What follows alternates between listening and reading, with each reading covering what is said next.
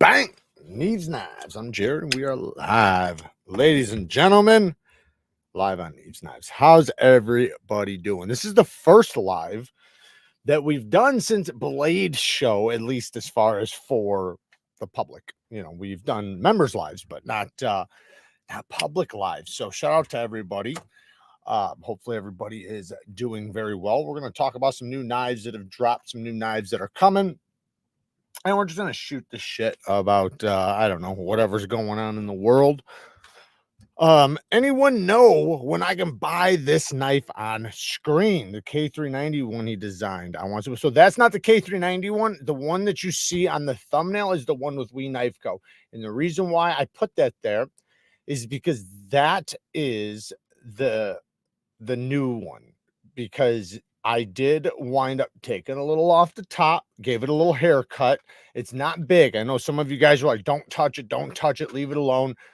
I touched it so little that I think it's only going to benefit. And I will actually show you guys the difference right now, because I got a screenshot of it. Pop it up. Yes. Okay. So here is this.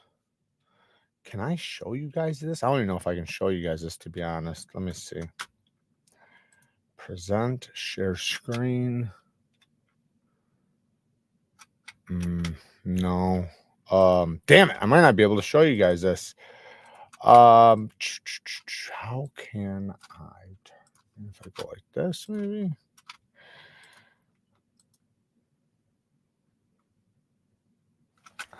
No, I can't for some maybe if I do this and then this and then this. Sorry guys, I'm trying to pull up the screenshot of the changes so you can see the difference between the two. But I might not be able to show you. I might have to wait for a video. Oh wait, is this it?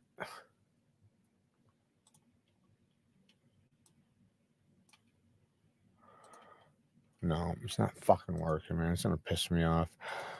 Oh. All right, forget about it. I'm gonna wind up messing something up if I keep going.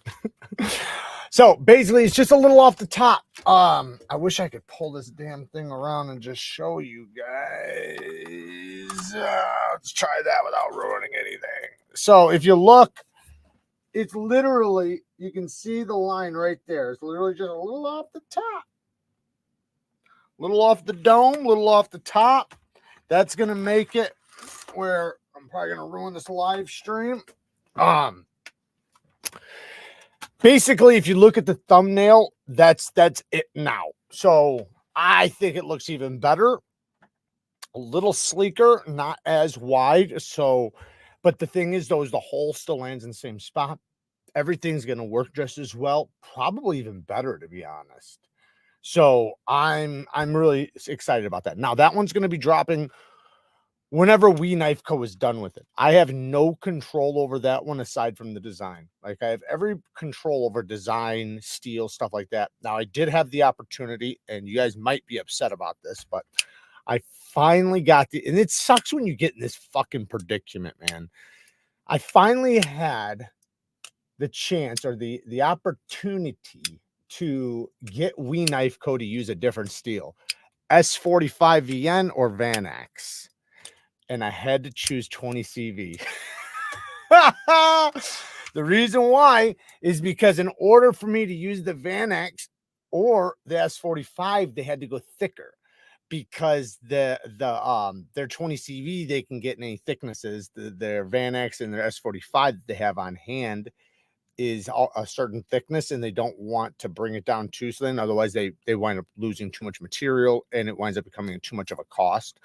So then also they only had so much of one of them. Like, it wound up becoming a mess. They said they could order more or whatever, but I said I don't want it thicker. Now it wasn't that much thicker. It was 120 thousandths, but I want it 100 or lower. That's what I want. 100 thousandths or less. That was the whole point, right? Like, the reason why I'm doing some of these knife designs, like some of them are not going to be that thin, right? But some of them are specifically that thin for a reason.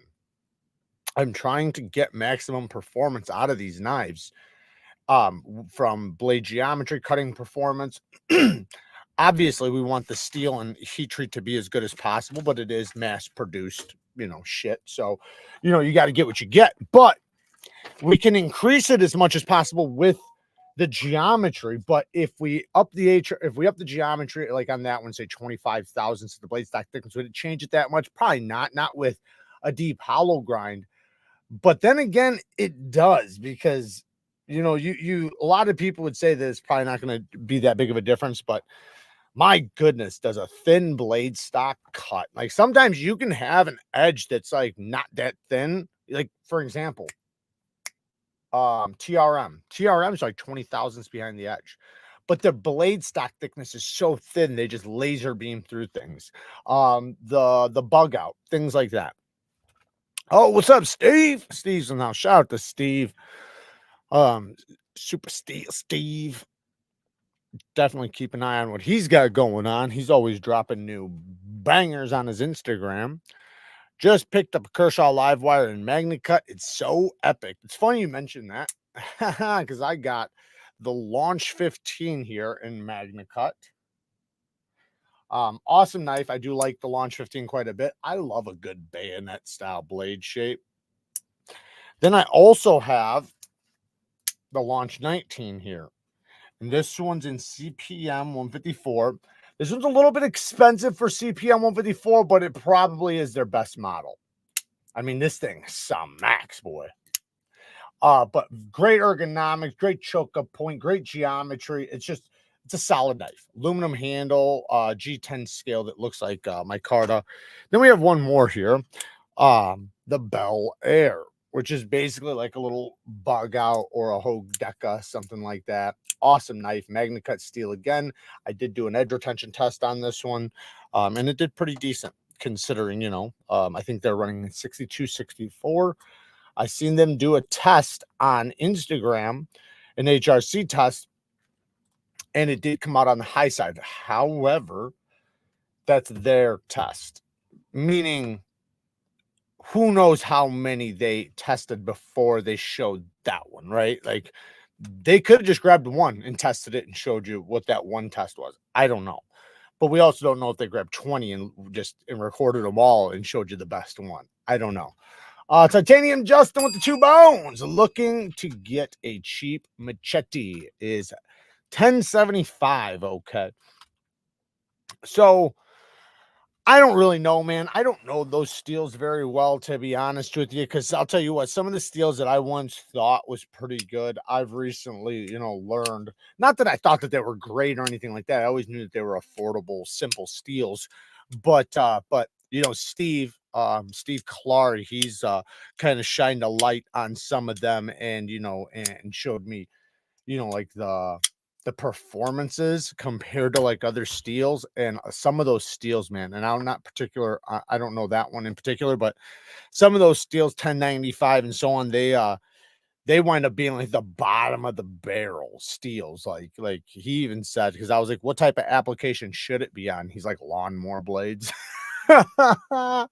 So hey, some of them I'm sure are pretty decent, like certain carbon steels or whatever. But if you want a good fucking steel, you gotta go 14C Nitro V, 3V, something tough, crew wear. But if you're looking for something cheap, find something in 14C if you can get it.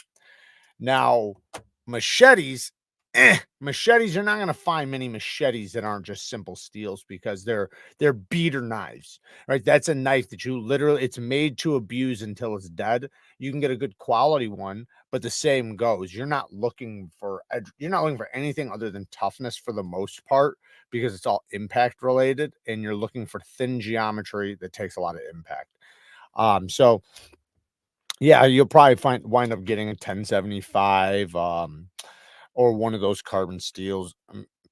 Man, hollow grind is my favorite profile. Slice.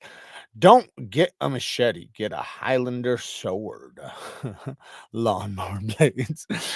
Hey, brother Jared, hope you are well, my friend, and our fellow knife fan. Thank you, James. I appreciate it, man. How you feel about the my sister? It's her birthday. One second. Call you back. So, hopefully she's in here. Shout out to you, Erica. How do I feel about REMETTE's M390? Took a decent roll after 2 poly sharp cuts on my wild specs I picked up recently.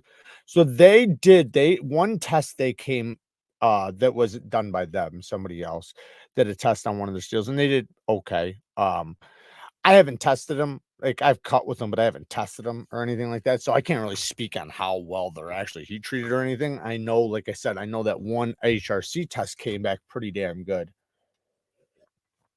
Could have been a fluke. It's hard to say because that happens. There's flukes all the time. What's good? I don't know what the topic is, but I think I'm getting the heist that any good. Whatever you want to talk about, I'm ready. I'm ready for whatever. Maybe a chopper is more appropriate than a machete. If you go Tramontina, don't go the long lengths because they are not balanced. I don't think there's anything wrong with a machete. But yeah, I think a chopper is really good. And I'm on the edge with the term bones. Shout out to you, brother. Thank you for the bones, man. I always appreciate the support. Jared, you need to come out with your own knife, 15V, or we need a Spatterco Manix 2 lightweight. I have multiple knives on the way. I have one in K390 with DLC.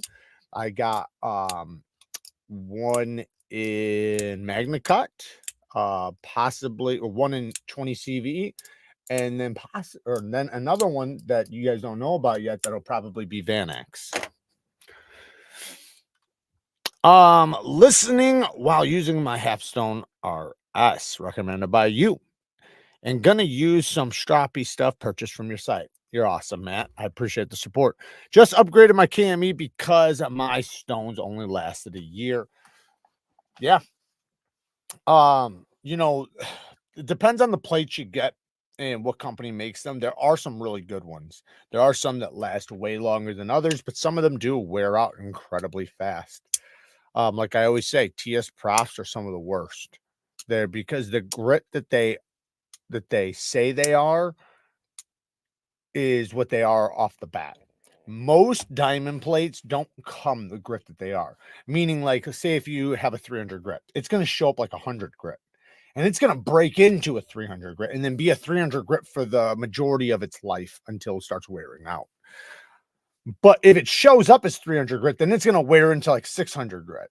And then it's going to be 600 grit, and then it's going to wear out even faster because the finer diamond plate is, the faster it wears out. Just the way it is. There's nothing you can do about it. The finer it is, the faster it will wear out. If you get a 1200 grit regular diamond plate and verse it against a 100 grit, that 1000 grit is going to wear out super fast compared to the other one. But that's why I always recommend the bonded stones. And we do have some badass hybrid stones in right now I'm testing that I'm fucking loving. And I have the fixed angled stones that should be here any day, like tomorrow or something. So I'm really excited about that. And yeah, I'm working with this company. We're testing all different kinds of bonded stones, from resin, metallic, hybrid, possibly even petrified. We're going to basically test them all and see what is the damn best, but not just the best, because there is a balance of prices here where, and I'm sure you guys would agree, like if you could have a stone that cuts the exact, both of them cut the same, one will last a year longer. The other one will wear out a year faster, but this one's $75 more or something, right? You're going to pick this one. Like, it just makes sense, especially if you're saying like, well, they're still going to last like 10 years.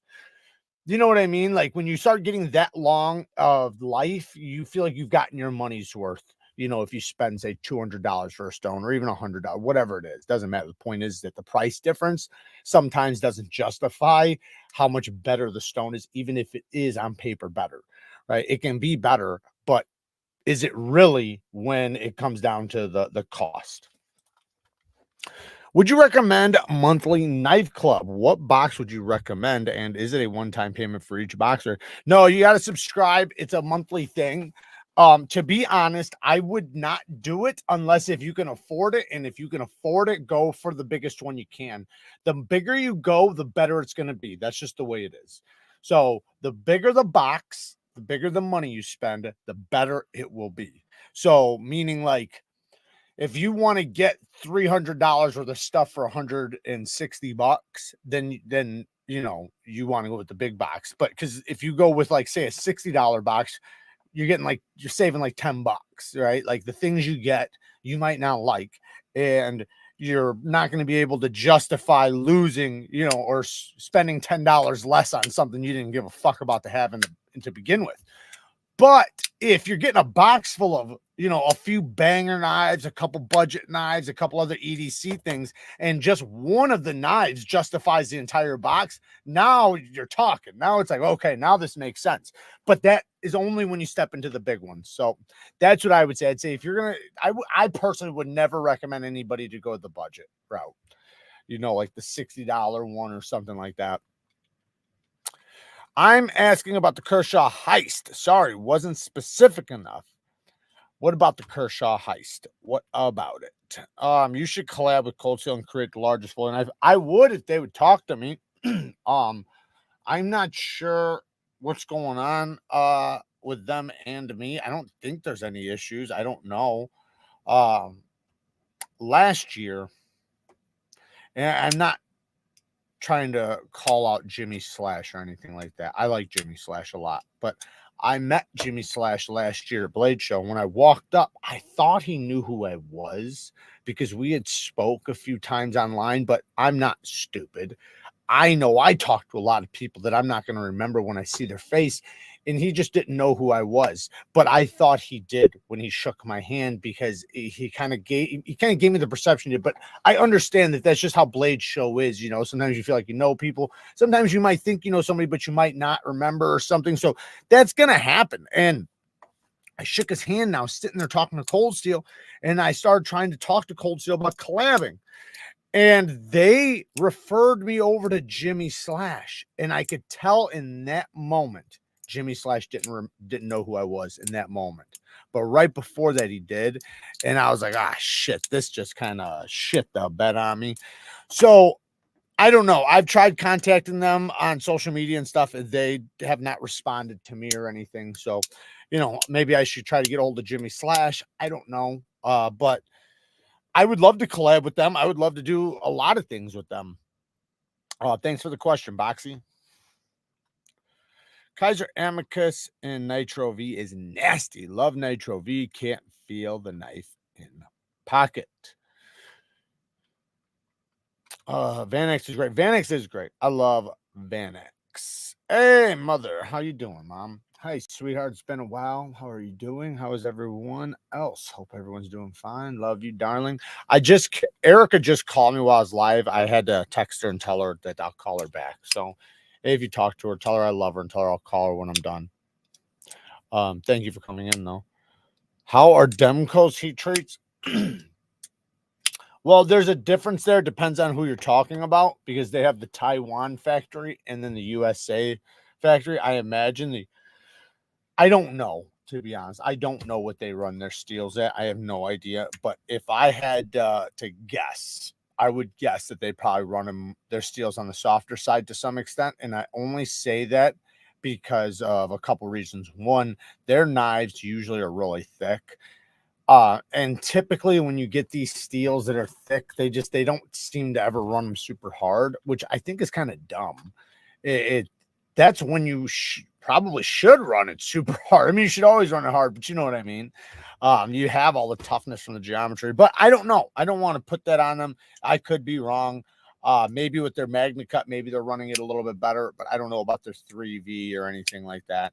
I've only got a couple, you know, knives that are, you know, custom Demcos. As far as the Taiwan factory goes, that's hit or miss.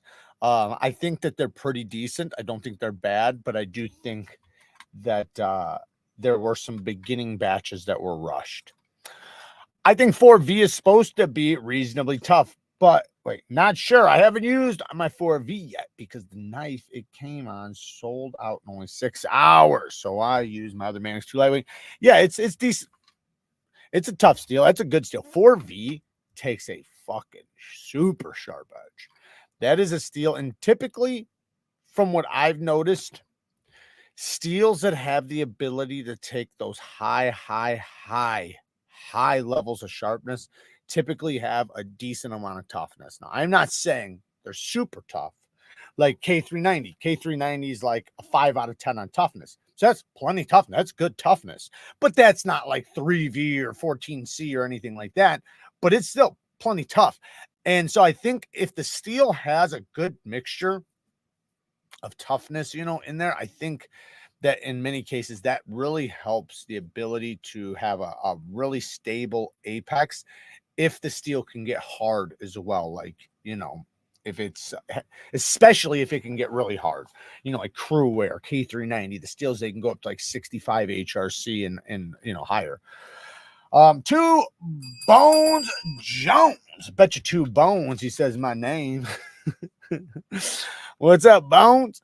Damn it, we need to shower him again. And don't forget the flea treatment. Talking about me, I got fleas again. What stroppy stuff should I use to replace the blocks of green compound for my strap? I would recommend 4 or 6 micron is what I would recommend. You know, if you're going to get a few, get a 1, a 3, and a 6. You know, but if you're wanting a 1 and done, I would get either a 4 or a 6. That's what I would go. Now, if you typically only do like toothy edges, like, you know, 600 grit to 1000 grit, there's nothing wrong with just getting 9 to 12 micron. I have 12 micron. It works great on a lot of stuff. So, it just depends, but typically 4 to 6 micron. Dennis, Denise with the 2 bones. You will never give up, CJRB, don't you?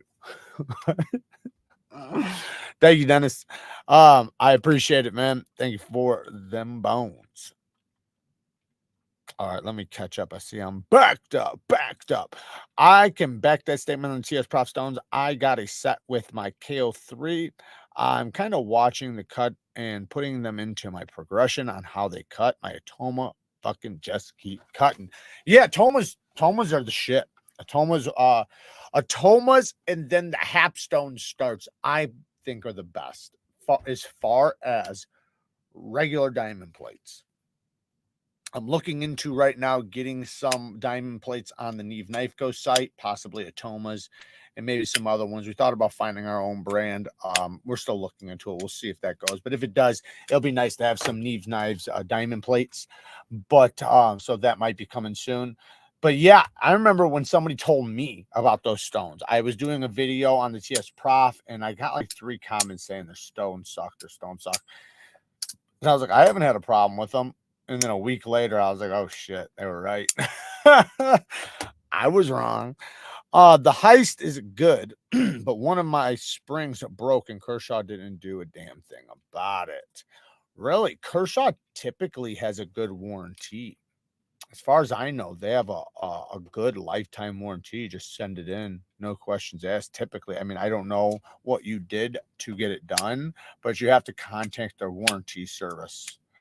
Love my Neve Orion series fixed angle system stones, 3mm stick. You will have these for 10 years. Oh yeah, at least, possibly longer. Just depends on how much you sharpen. Is 9CR good steel? Yeah, it's a 440C basically. If you want to think of it and try to compare it to another steel, it would be comparative to 440C. It's a good steel. You know, it used to be at one time that was a super steel, you know, back in the 70s. But hey, you know, we come from, you know, we all come from somewhere, and it's a good steel. It holds a good edge. It takes a really good edge. It's got plenty of toughness, good corrosion resistance.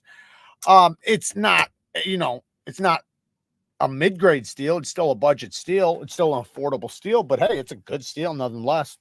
Especially if you're not spending that much money. Birthday You mean family reunion, July 20th? Remember? Okay, I'll remember. Thank you, Mom.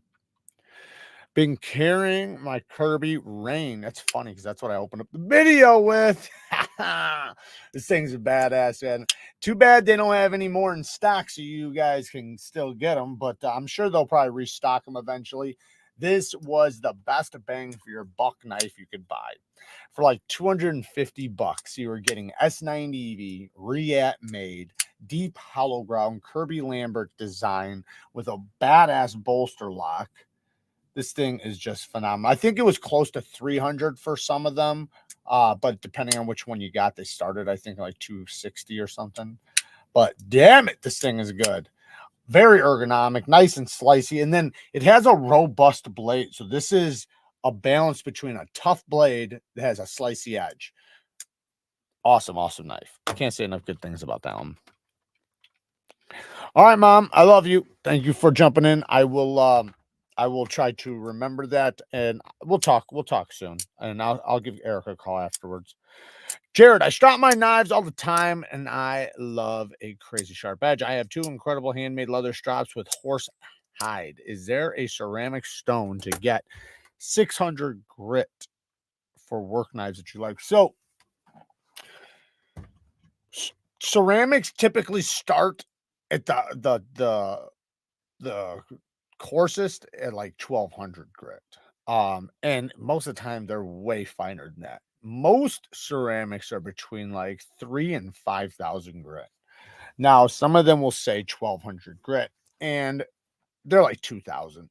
None of them are coarse enough to be 600, unless if you get like a Shapton or it's like some sort of stone instead of a ceramic plate. If you want just a good ceramic, any ceramic on the market's going to be pretty good for the most part. You can get a ceramic rod. You can get the Spider Coast ceramic plates that you can get. They have a medium, a fine, and an ultra fine. You can get in the medium. Is supposed to be like an 800 or something, but it's not. It's more like a 1200, and then the fine is like a 2500, and then the ultra fine's like a 5000 or something. But what I would recommend is there a ceramic stone to get 600 for? So one thing I always recommend is this Work Sharp field sharpener. It has a ceramic rod on there, and you can spin it. You can do fish hooks on here. You have 2 diamond plates. You have a strap. You have a spot for serrations. This is just a banger little system, and when the diamond plates wear out, which they last a long time, you can just replace them. But I would recommend one of those. But yeah, just get a ceramic, a Spider Coast ceramic. We are, by the way, looking into right now getting some ceramics on the Neeve Knife Co site, some ceramic rods, ceramic plates, and so on. I want to stock the site with a lot of sharpening supplies that I love and recommend, and we're gonna try to rebrand some our name, like reach out to some companies that can make us our own, just so that we can kind of control the quality a little bit better. But we'll see how that goes. Sometimes you're basically getting what another company's getting and just putting your name on it. But we are looking into getting our own stuff made from scratch. So we'll see how that goes. But I have high hopes for it. I want to see, I'd love to see it go big. Yo, what's going on, Arrowhead? How you doing, man? Long time no see. Long time no see. And Peter with the 5 bones. Thank you, man. Jared, remember, stagger your knife releases. I'll end up poor. Otherwise, they'll most likely all be staggered because it's expensive putting out more than one knife. Like, unless if you're doing something like what I'm doing with where they're in control of it, they have to pay for it. But yeah, it's not easy to put out more than one knife until you've already put out a few knives, because then you have the money from, to recycle. But it's very expensive getting, some knives made. So it's not easy to do, at least back to back. So I'm going to try doing I want, no matter what, it'll be every 4 months, but I would like to be like every 2. And if we can, maybe get it every month eventually, but or every month or 2. Like, I'm not gonna saturate the market like crazy or anything like that. But what I want to do is I want to make a lot of different designs. I don't want just one type. I want a lot of types. I want to do all different kinds. I want to do big hard use knives, super slicing knives, knives for knife guys, knife for fidget. Like I want a little bit of everything. So, and then a lot of damn sharpening supplies and stuff like that. So that's the plan, to fill up the site with our own knives, our own branded products, and then possibly some other products. Are you gonna come out with your own cologne? I thought about looking into it, and hey, you never know. You never know. Thing is typically what you have to do is you have to reach out to a fragrance creator and work with them. They're the nose because they know how to do it. And then that you tell them what you want, they make it and send you samples, kind of like prototypes, and let them know, you know, what you want tweaked or want to, you know, so on and so on. So what? Smell sharp. That's a good one, Kara. She says you can say smell sharp. What's good, Jared? Just picked up the drop bear and LMAX. Loving it so far. Thoughts on a mirror edge on LMAX? So I would typically say, yeah, LMAX loves a polished edge, but I wouldn't do it on that one. Kaiser is selling those knives very affordable, obviously, right? So their budget steels, they do a great job with, right? But their premium steels, their super steels, they're not running them the best. They're pretty soft. So I would say go 600, 6 to 800 grit is where you're probably going to have the best results. I would say if you go up higher than that, you're going to find that it's going to lose bite pretty quick. So that's what I would say. Jared, you should do a sharpening club that people can sign up for and get cool sharpening supplies. All you got to do is sign up to my membership, Big Daddy. Sign up to the membership. If you're a member, we do 2 live sharpenings a month, and we do 2 live giveaways a month, where we do give away cool sharpening shit, cool knives. We give away a little bit of everything. And what? What are you talking about? What? One-on-one? What are you talking about?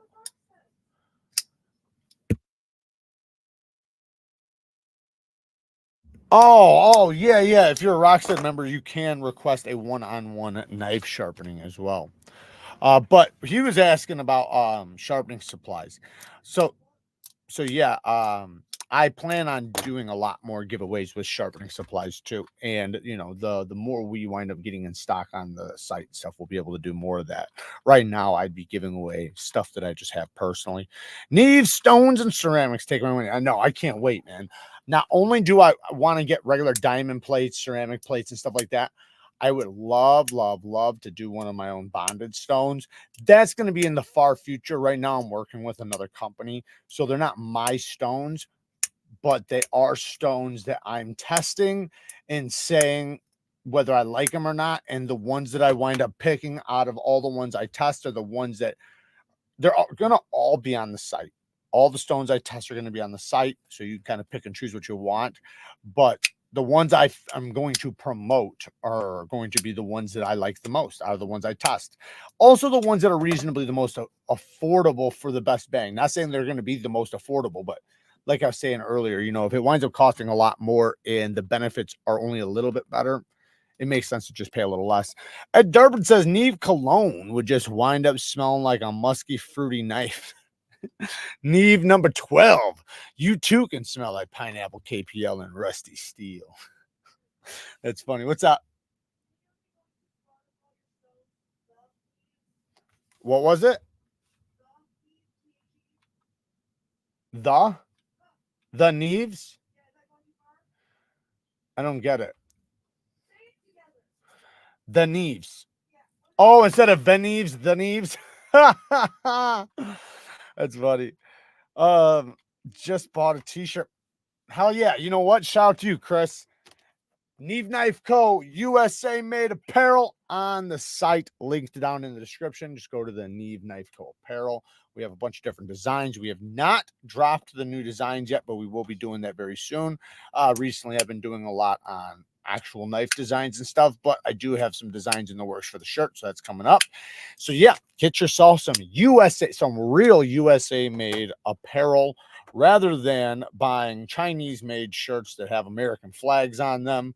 Don't let me catch you guys and check your fucking tags and it be made in Guam or something, and it's got a flag on it, a USA flag, I should say. But I do have a couple of badass knives sitting here. The Tactile Archer at Blade Show, they showed me that they adjusted the sharpening tool and plunge grind that I requested or that I bitched about in my video. So they did it perfect too. They literally backed that up. So now you have plenty of life to sharpen off. It looks a lot better, a lot cleaner. So that's really, really awesome. I'm very happy to see that. This thing is badass. 600 bones, but you know, it's USA made and it's done at a very high level.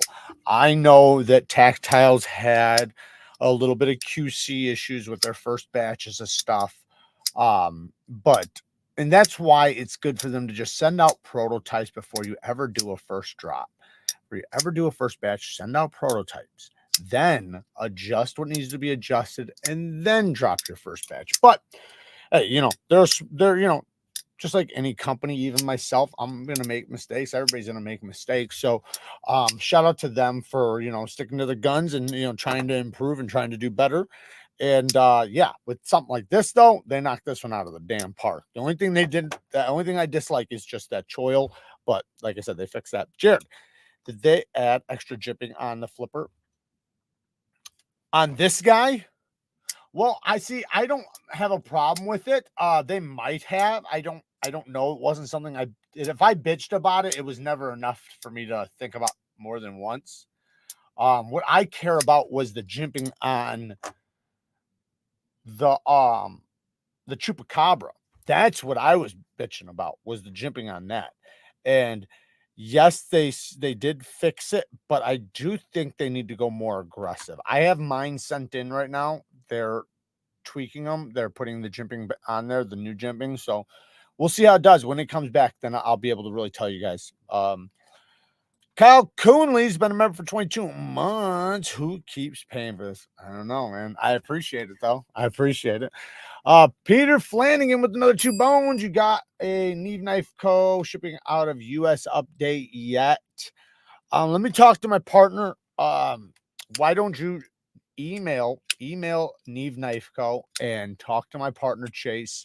He will he'll set you up. He'll ship it out to you. Just talk to him and tell him I sent you. Here late. What happened with the Kaiser giveaway? What happened is we're gonna have to do another drawing. We're gonna have to. I hate doing that too, man. I fucking hate doing that. So we're gonna do another drawing, and I don't. Sorry, guys. I don't know if I'm gonna do it live or not. Oh, here he is right here. Just saw the message in the chat. Shout out to you, Chase. So yeah, he's already seen your message, or he's already seen your message, Peter. So just get a hold of him on Neve Knife Co. He'll take care of you. What was I saying?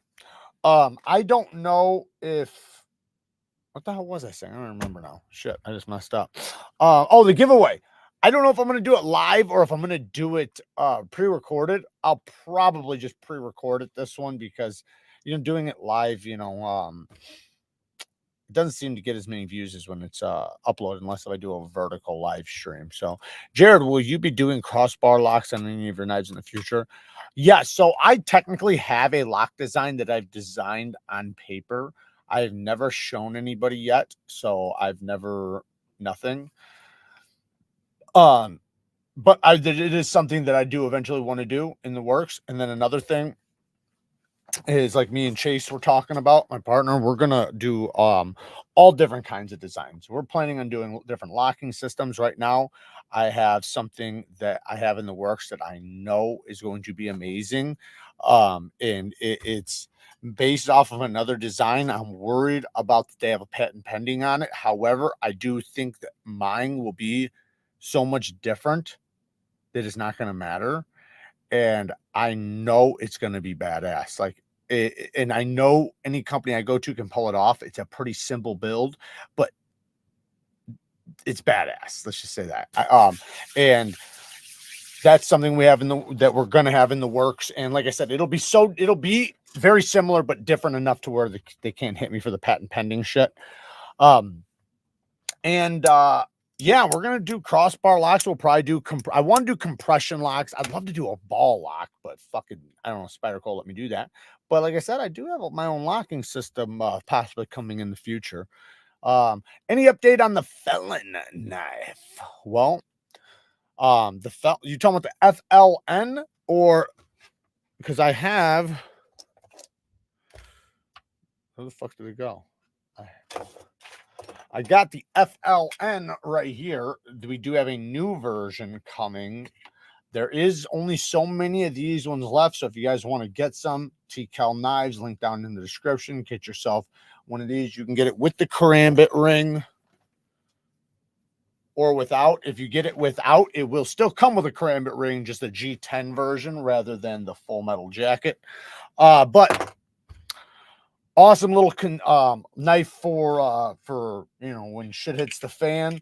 Now, like I said, we do have another version coming down the pipes that's going to be a bit slicier. The name's going to be a little different because there is a few changes, so that'll be very cool. I'm looking at an artisan bow in carbon and black. Dude says a 17-year-old kid designed it. Wow, yeah, it's pretty crazy. Pretty crazy. And what's up, Trouble Bunny? Thank you for joining. I appreciate you.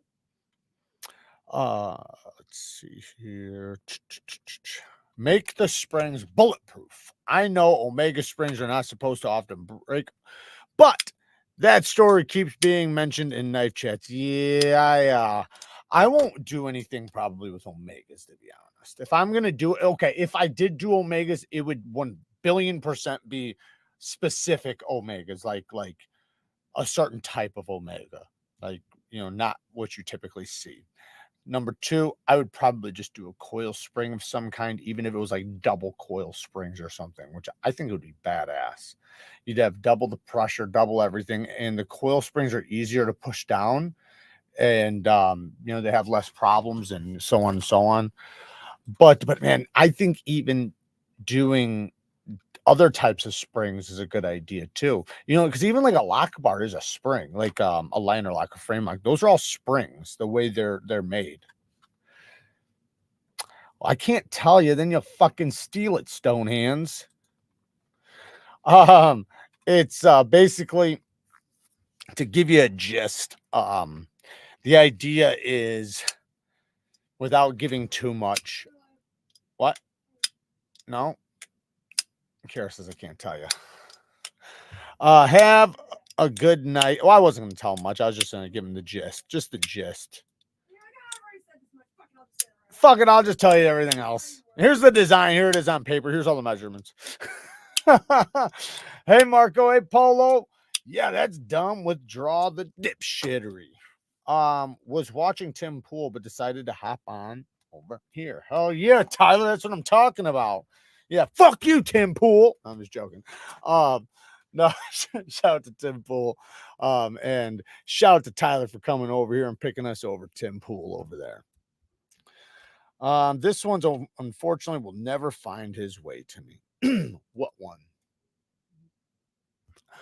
Yes, thank you, Todd. There is the TCal knives link right there. You can find the FLN on that site. As far as a knife name being called the actual Felon, we do want to do that.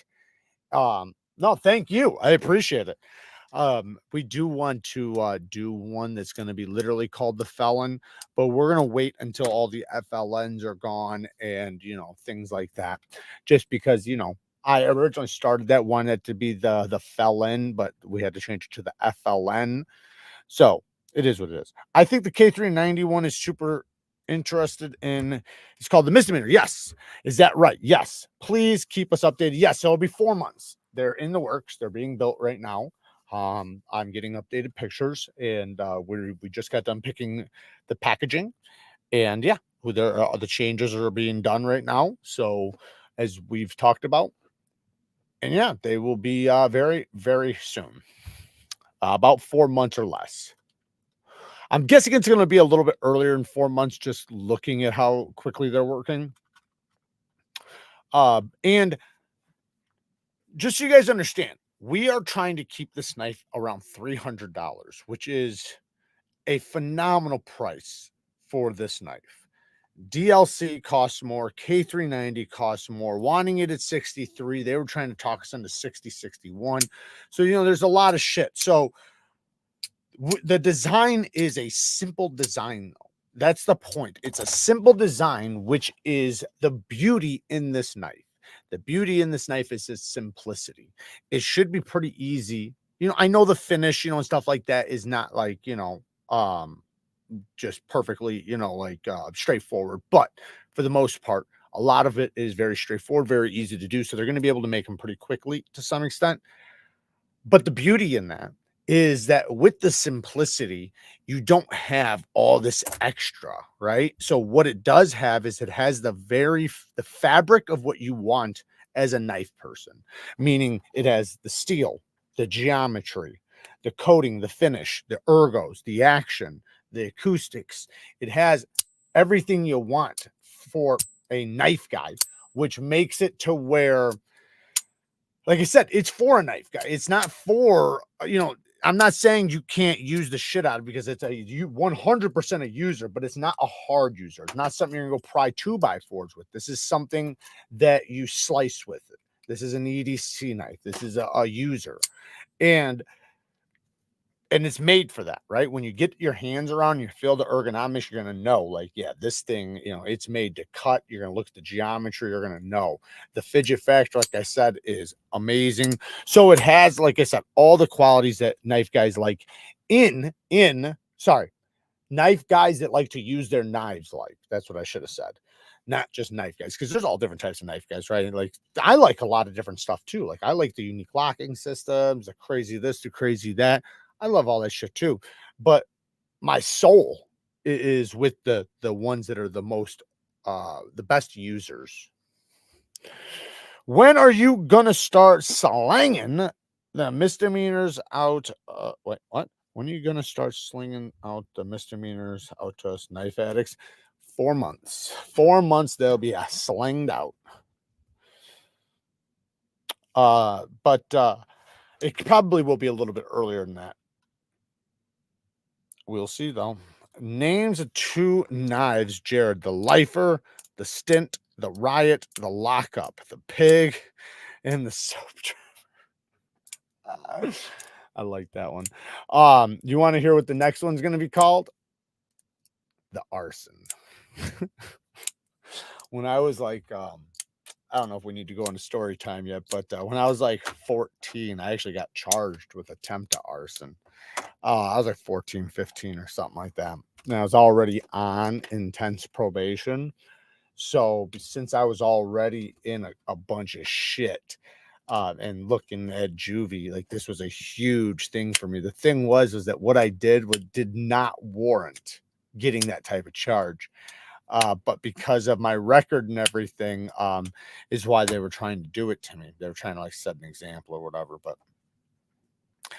we wound up working that out.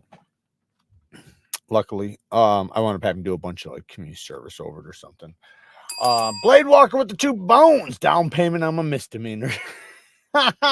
He's already got his pre-ordered.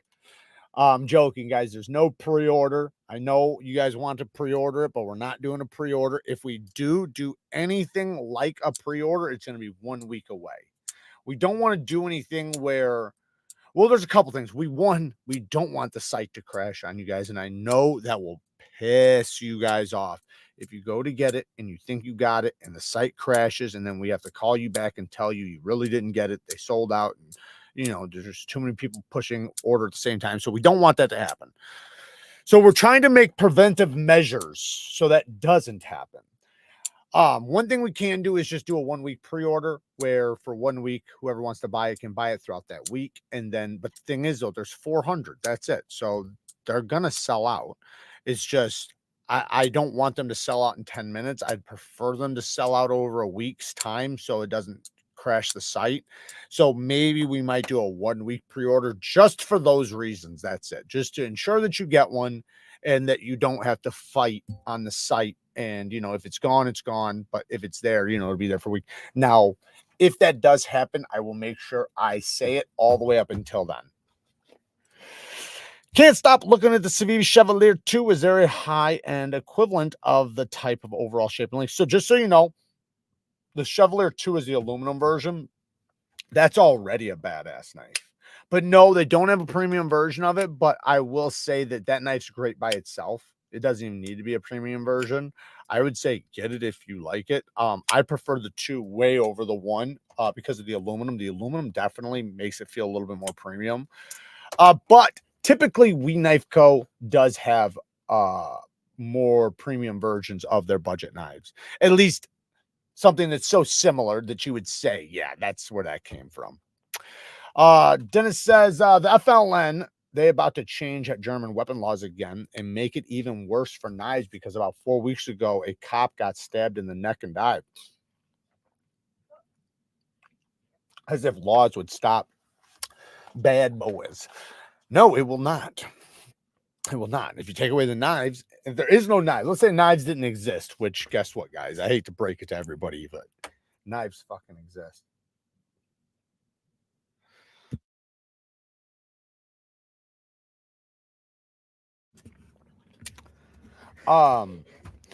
Yeah, if you take away all the knives, which you can't, all right, the knives exist. That's why it's stupid to have it illegal, because that is a common household item, like a hammer, a screwdriver, right?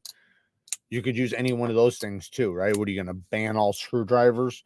Like, it just doesn't make sense. So if you did, though, let's say you did, people are just going to use screwdrivers, hammers, cars, baseball bats. Like, it's stupid. It's stupid to do that. What you want to do is you want to arm society.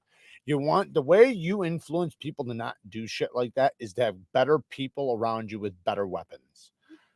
That's it. As somebody who used to do a lot of crime, typically you're not running into a place where you're going to get shot, you know, like, or even a threat of fight back or whatever. So, yeah, it's stupid. And I personally don't understand it. The only thing I can understand about it, because if you don't think that they don't know what works and what doesn't, they're not stupid. They see the statistics. They know that arming society works way better than disarming them.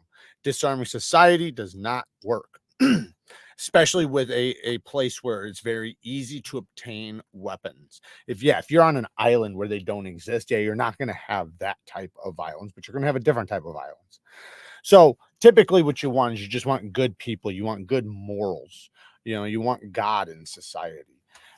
You want God in society. You want good morals, good people, and you want an armed society, which can protect the people around them and prevent other people from doing stupid shit. But yeah, that sucks, man. I'm sorry to hear that. But hey, tyrannical places. Man, these Hapstone Premium Diamond Stones cut so much better than the KME ones. Moving to ceramic than stroppy stuff. Hapstone RS is a monster. Hell yeah, Matt. Yeah, you want to talk about ones that cut super fast? Those starch stones that Hapstone has are a beast. And the best cutting premium stones, like, because I'm guessing you're talking about the metallic bonded or the resin bonded stones from Hapstone. The ones from USA Market are even more aggressive. Those fuckers are aggressive. They cut fast. Now, these new ones, I got the hybrids. They don't cut as fast as the other ones, but they're not as contaminated, meaning their 5,000 grit is just as sharp as any other 5,000 grit that's accurate, but it doesn't have any contamination. So it's a real 5,000 grit. Now, I have a 10,000 grit coming right now, in that 10,000 grit, as long as it's not contaminated, that plus one more stone that I also have coming that's going to be a coarser stone will make this the most elite package for fixed angled and freehand knife sharpening as far as bonded stones go. So I still have to test the freehand stones, but I've tested them on the small stones, so we'll see. Why does everyone complain about the Hammered titanium saying it's out of style. I love it. I don't know, but people were calling this hammered. This is not hammered. I know people like to call it hammered, but it's not. This is a coral finish. It's funny because certain people called it out immediately. That's what it looks like. It looks like coral. So I actually got it from coral. The thing was it was supposed to be a two-tone coral, but they could not do the two-tone with the DLC. And even though I still could have done the two-tone, it would have been all one color, and that wouldn't have made sense because the point of the two-tone was that coral is two different colors when it's two-tone, and the two different tones have different textures, different layers and stuff. So it would have been very different from one another, and it would have been really cool, but it just couldn't be pulled off. Maybe anodization, it could, like having one color and then another color, because you can't always tape off and stuff like that. Using my DMT stones for the first time tonight, and the difference is breathtaking. Yes, it is. Brad, thank you for the 2 bones. Would love to see you do a knife in LC 200N. Well, we have one in Vanax, so that's even better. I am going to do some budget knives. I know that's probably what you're leaning towards. So we will be doing some budget knives. 100%. We already have that in the plans of doing some affordable, badass, by the way, fucking badass affordable knives. We are going to reassure that ensure that we are going to have the highest performance of a budget knife that you can get for a good price. We're hoping to stay around $65 to $85, give or take. It might push up to 100. I don't know yet, but we want to get, obviously a steel that takes the type of, because this is the thing that most companies don't consider. And this is where knife guys come in and they can do this. Most companies don't consider the steel for the geometry, the thinness behind the edge for the steel, the heat treat for the geometry, like things like that. Like they don't consider that, right? So like they don't consider the difference between, say, Nitro V and 154 CM with the geometry, right? 14C is going to do or Nitro V or 14C is going to do far better with super thin geometry than 154 CM. 154 CM will do great with thin geometry, don't get me wrong. But what I'm saying is that 14C has a better ability because it's so much tougher, and it has the ability to be a much thinner geometry. Now, 154 CM, while it's a great steel, in order to bring the toughness out, you got to make it a powdered version, which is CPM 154. But the problem with that is that then it's too fine grained, and then that steel doesn't take a great fine edge. So I personally wouldn't use it for that reason. But other companies, are using the shit out of it, right? And I'm not saying there's anything wrong with that. That's great. I love CPM 154. I'm not saying there's anything wrong with that, but I'm saying if you're looking for certain performances out of your knife, then it's good to try to capitalize in areas that you can in order to bring that performance out from the geometry, from the steel, the heat treatment, and obviously the size too, the size of the knife, things like that, the blade shape, all those things play a part. And we're going to make sure we have one of the best damn users out in the market. I definitely would love to work on doing a special lock that could be moved to a more budget friendly version. That will probably be in the future. We'll have to do maybe we'll start with the budget version. I don't know. Maybe that might be a good idea. But typically you want to start with the more premium version in that case. PDT stones. No, so I do have PDTs, but the new stones that I'm getting are not PDT. This is a complete different company. I have those and we are comparing them to those, but this is a whole nother company, a whole nother facility, has nothing to do with that company. And they are different. And I can tell they are different. The bond is different. Everything's different about it. And this is also why it's not contaminated. So the ones from PDT, and I'm not saying all of them, but the ones that I received were contaminated with the higher grits. I said that in my review about them. These new ones that I have are not contaminated yet so far. I have 2 stones still coming, so we'll see.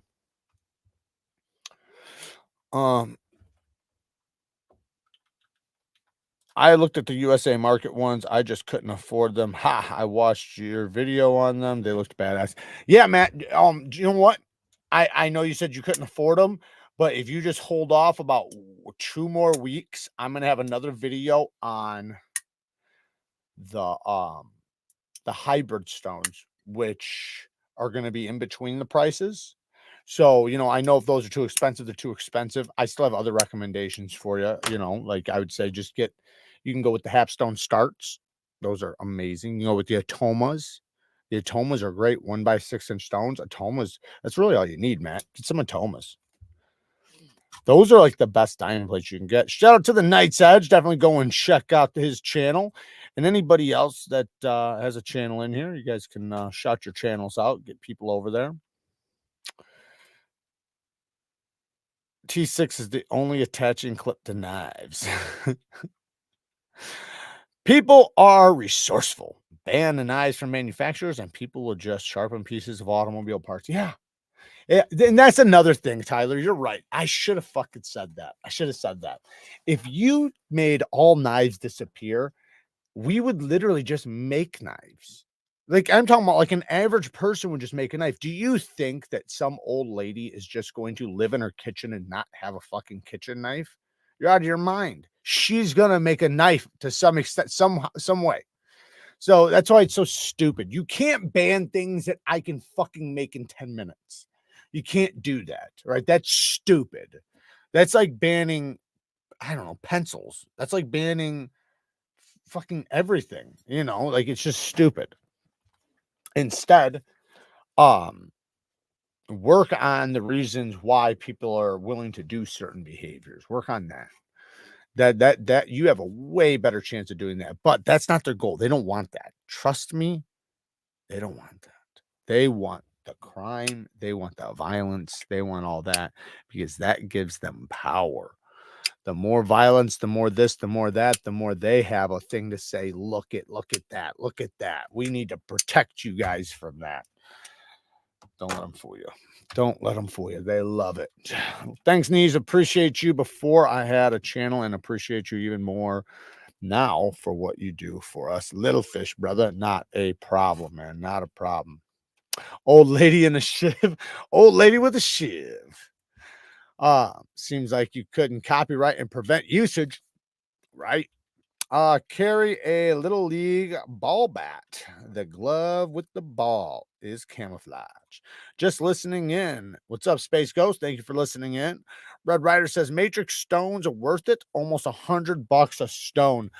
I would say, man, if you're gonna go that route, just go use my USA Market link down in the description. Go there, get those stones. Now, like I said, I would hold off about a week or two until I get the hybrid stones. The hybrid stones are already there. They're on the site, I believe, but until I get my video done and stuff like that. But if you want to get them, just go get them now. They're great.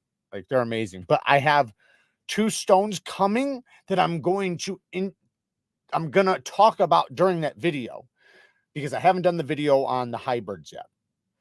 The 2 stones that are coming is a really coarse stone and a super, super fine stone.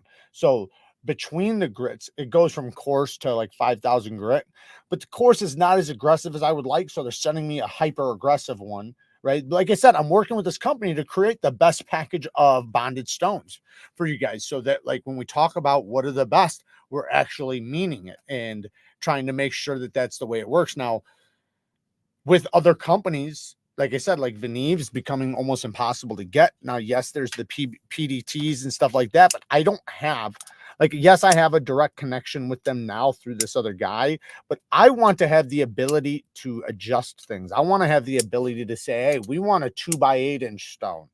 You know, if we can have that ability, which we do with this company that we're working with, it might take a month or two, a couple months for them to make it, but they will. So that's what I want. I want to have the ability to talk to these people and say, hey, man, these stones are contaminated, or these stones are not coarse enough, or hey, these stones don't match the micron they're saying they are.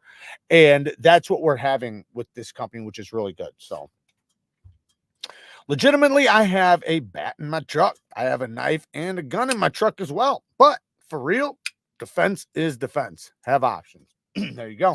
Hey, you didn't even mention the truck. You got the truck too. Got the German Shepherd in the back, plow in the front. No, man. Yeah, everything's a tool, man. Everything is a tool. USA Market Bonded. Thank you, Todd. Yes, there is the link right there. You guys can go and check it out. It is also linked in the description of every single video as of recently. So any new video will have them linked in the description. Make a slim gent knife and call it the Pokey. I actually thought about doing one and calling it like the Shiv or something like that, but that might be taken. But yeah, that'd be kind of cool to do something pokey. But we'll see. We'll see how it goes. Spear says, how feasible would it be to fuse two different types of steel in order to get a super steel performance at a lower price? MagnaCut only along the edge, for example. Well, they already do that. They already do that. That is a thing they do. They make core steels. They make jacketed steels. Like a ZDP 189 heat treated to 67 HRC is in many cases jacketed by like a 440C. So that does happen, but the process of that is already, it's probably more expensive than just getting the one steel by itself, because you're still getting the whole core steel by itself. Now, if you're just talking about like a thin layer at the edge, there's companies that do that too. But that in itself, the process winds up becoming pricier than just getting the whole blade in many cases. So yeah, there's just a lot of variables with doing it like that. Now, the problem isn't, just so you know, the steel isn't necessarily the problem.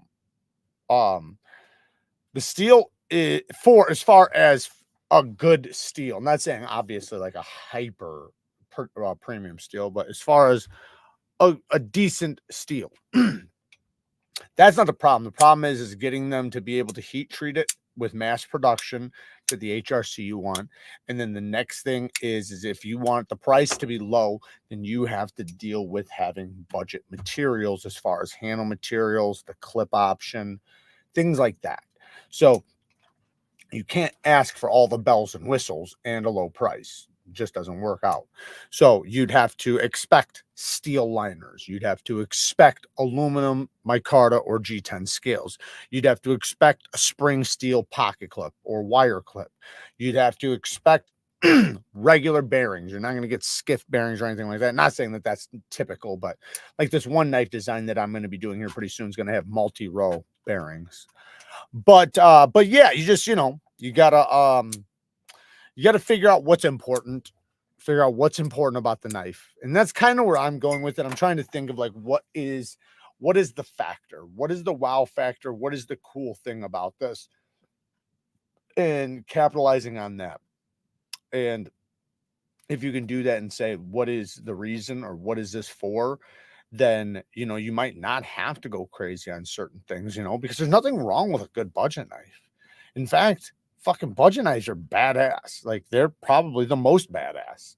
Of course, I love my premium knives, but damn it, a great steel on a budget handle goes a long fucking way, man. There's a reason why the Spyderco Manix lightweight is so popular, right? You can have a super steel on a budget handle with a nice tough lock.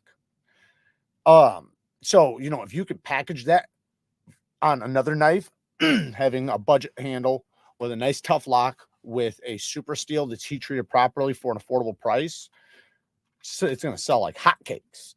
I used to be heavily into collecting firearms, relics, surplus, and modern, but I'm thinking about liquidating to a few to open up my knife collection. I used to do a lot of firearm collecting too. I've done a lot of collecting of a lot of things. I've always just had like the nature of a collector. Like, I've always been a collector of things. Some would say hoarding tendencies. No, I'm just joking. No, I just like certain things. I love things the way they're built. I love the mechanics of things. When I was a kid, like, I collected like baseball cards and basketball cards and stuff like that. I collected knives since I was a child. I've collected even weird things, like bones and stuff like that. Weird rocks, weird wood. I got into gold, silver, coins, heavily for years. Diamonds and gems, got into that for years too. Now I'm into fragrances, which we're going to talk about here in a second. I love my knives still. But there's always, you know, other little things to collect too, you know, like I've had so many different collections of things, even like watches and stuff like that. I love a nice watch. But guess what I got, guys? I'm going to be showing you guys it in a video. I should have grabbed it and pulled it out. I could have showed you guys. I got a nice, thick, heavy duty leather belt with titanium buckle parts that you can fit to size yourself at home. And I'm going to do a video on it. It's really cool. I think you guys are going to like it. There's a couple different clasp options or buckle options. Oh, speaking about that dog one, I like the little Jack Wolf Fixie. Smart. Change of pace be legging a fix. You know what? That is a badass little fixed blade. A badass little fixed blade. Now, if you guys bought one, if you do have one, and if you don't, you can get the Ultim one right now. That one's left. And the reason why I would say get the Ultim, even though I personally don't like the Ultim, even though that's the one I own, is because I have somebody that possibly is going to be making some badass scale options for that model. So if you have the Jack Wolf Fixie, you potentially could possibly be getting some cross-cut micarta, carbon fiber, and things like that coming soon. Card collector as well. Surplus AK collector, magazine collector. The knife bug has certainly bit me at this point. Yeah, it'll get you. It will get you. Watches, pews, gold, silver. Now back to knives. Yeah, I pretty much went through everything, man. I've had even car collections to some extent. Not like a massive car collection, but I've had a lot of cars actually. It's been a while since I've had a car. I need to get my license back so I can. But I've had a ton of cars. Like I said, I've collected a lot of shit, man. A lot of shit. I even used to collect weird things like lighthouses. I don't know. I had just fascination with lighthouses. So I was just collecting lighthouses, like anything, like if I'd go somewhere like on a trip or something like that, or a vacation or something, I seen something that was lighthouse oriented, I'd get it. At one time I was going to get a lighthouse tattoo, but I never did. But yeah, I've collected a lot of shit. Been into hard money, bullion, excuse me, to numismatic coins that that and Ackridge. Dancing girls is good as well. Yeah, coins, silver, gold is always good to collect. I've made a shit ton of money in gold, silver, diamonds, jewels, coins. I mean, a fuck ton of money. It almost makes me sick when I think about how much money I've made off of them, like back in the day, because I just fucking blew it all away on dope and shit. But my point by saying that was that the price out of nowhere, right? Not out of nowhere, but the price rapidly increased on gold, silver, and stuff like that. So you've seen all these places popping up. And, you know, like if you were smart enough to hang on to some of that shit, man, oh my goodness. Like if I would have hung on to like a quarter of what I had, my goodness. But, and it was just because they was going for so much money. So the fear of it going down is always there. You always have the fear of like, okay, I bought it for this. Is it going to go down in the next week? Am I going to lose money? And I dealt with a lot of like the place that kind of taught me what I knew was a coin place. And I watched the guy lose $60,000 in one day because he waited to get to put it, because you know when they buy it they still have to melt it down or send it in, whatever, to get their, you know, their cost or whatever, you know, to get paid. And he waited till like the next day or a few days or something like that. And from him waiting those few days, it just went like just quickly. And that little bit costed him like 60 grand. So he said from then on, I will never hang on to it. I will always just, because as a business, he's not there to sit there and he's already got tons to hang on to, right? When you're doing that as a business, you have tons to hang on to. You need that reoccurring flipping stuff though. I used to collect money until my second divorce. Been putting in a 401k for 11 years, and I'm up to 20K. Yeah, man, that'll get you, man. That'll get you. I used to collect money, then I started collecting knives. There you go. Where are my stackers at? Gold is wild recently. Um, I don't have a ton. I want to get back into coins. I got a little bit, but nothing crazy. But I want to get back into it. David, been a member for 18 months. What's up, brother? Thank you for the support, man. So I've always been into electronics and video games, but now I spend more time sharpening and collecting knives. I think that it's a personally for me, and I know you guys could be like, yeah, you would say that. But I think that the knife community is a phenomenal hobby to be involved in for many, many reasons, not only for the knives and the craft and the art and the collectability, and in some cases, the flippability. Like there's lots of knives that do very well in the market years later. And there's also you could stack up a collection pretty well and flip and trade and things like that. But not just from that, but also from like the brotherhood, man. There's like so many great people, so many great women and men in this community that are just phenomenal people and all walks of life. And the fact that there's all walks of life, you wind up having a community across the world, even just across the country, if you want to look at that, but it's really across the world of connections and people and this and that. And there's not very many communities that are like that, where the people are so friendly, so kind, so caring, and are also just in tune with one another. Then if you get into sharpening, that is so therapeutic. Like that is so healthy for your mind, for your brain. I mean, even for muscle memory and things like that.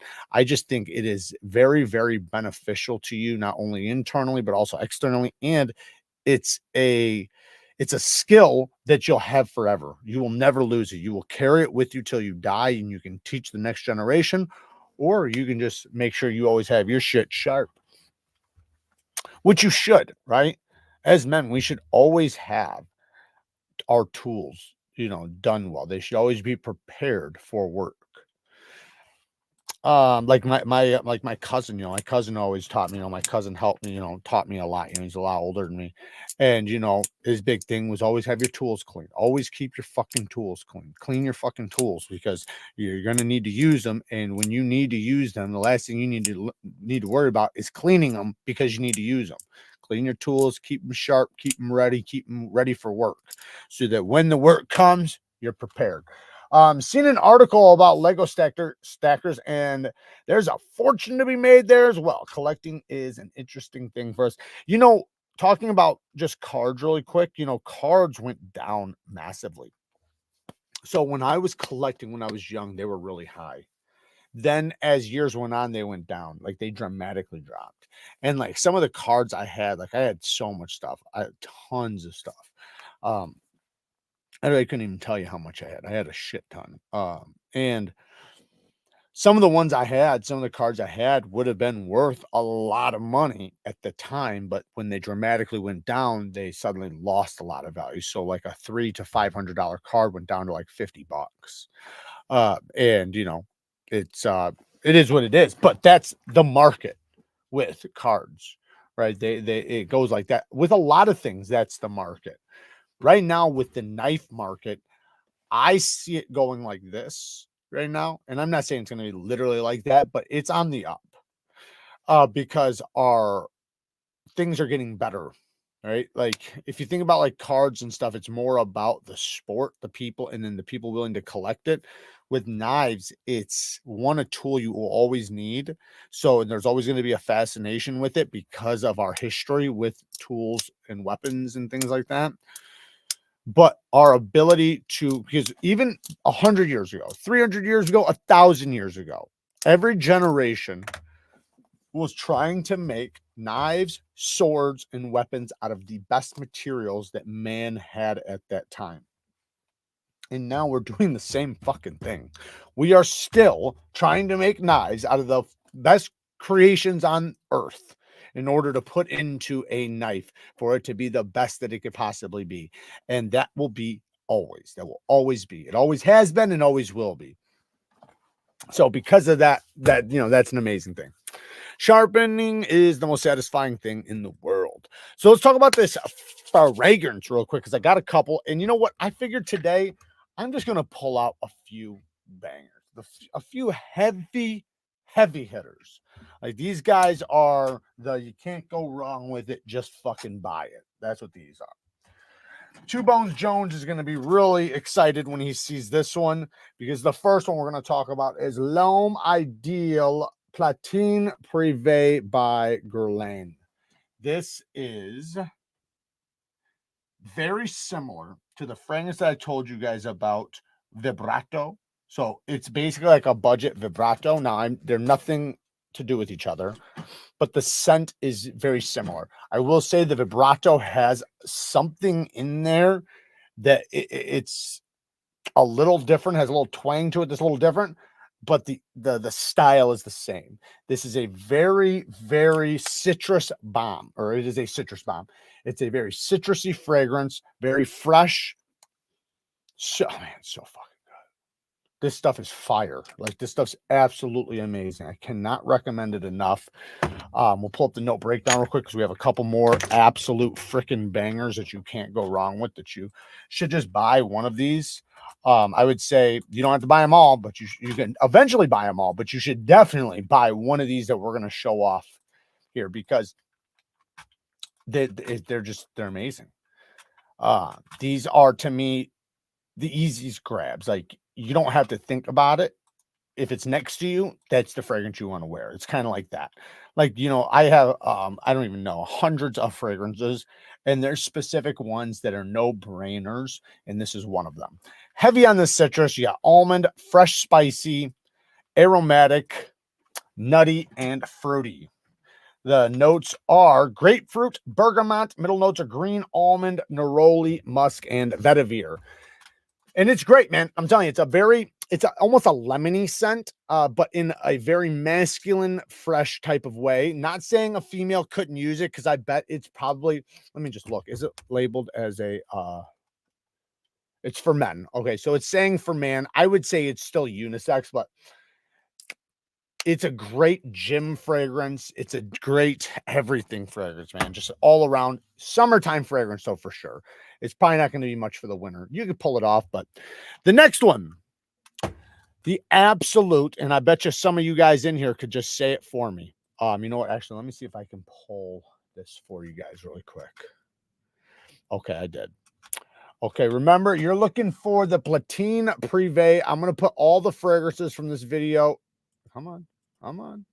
You motherfucker. Uh-oh. Sorry, guys. I shit the bed. What is going on? I'm sorry, guys. Everything's going crazy on my computer right now. Damn it. I'm going to put it in the description under fragrances. I'm just going to put them all under there. So I'm not going to label the names. I'm just going to do them in order of which I checked them out, if I can link them.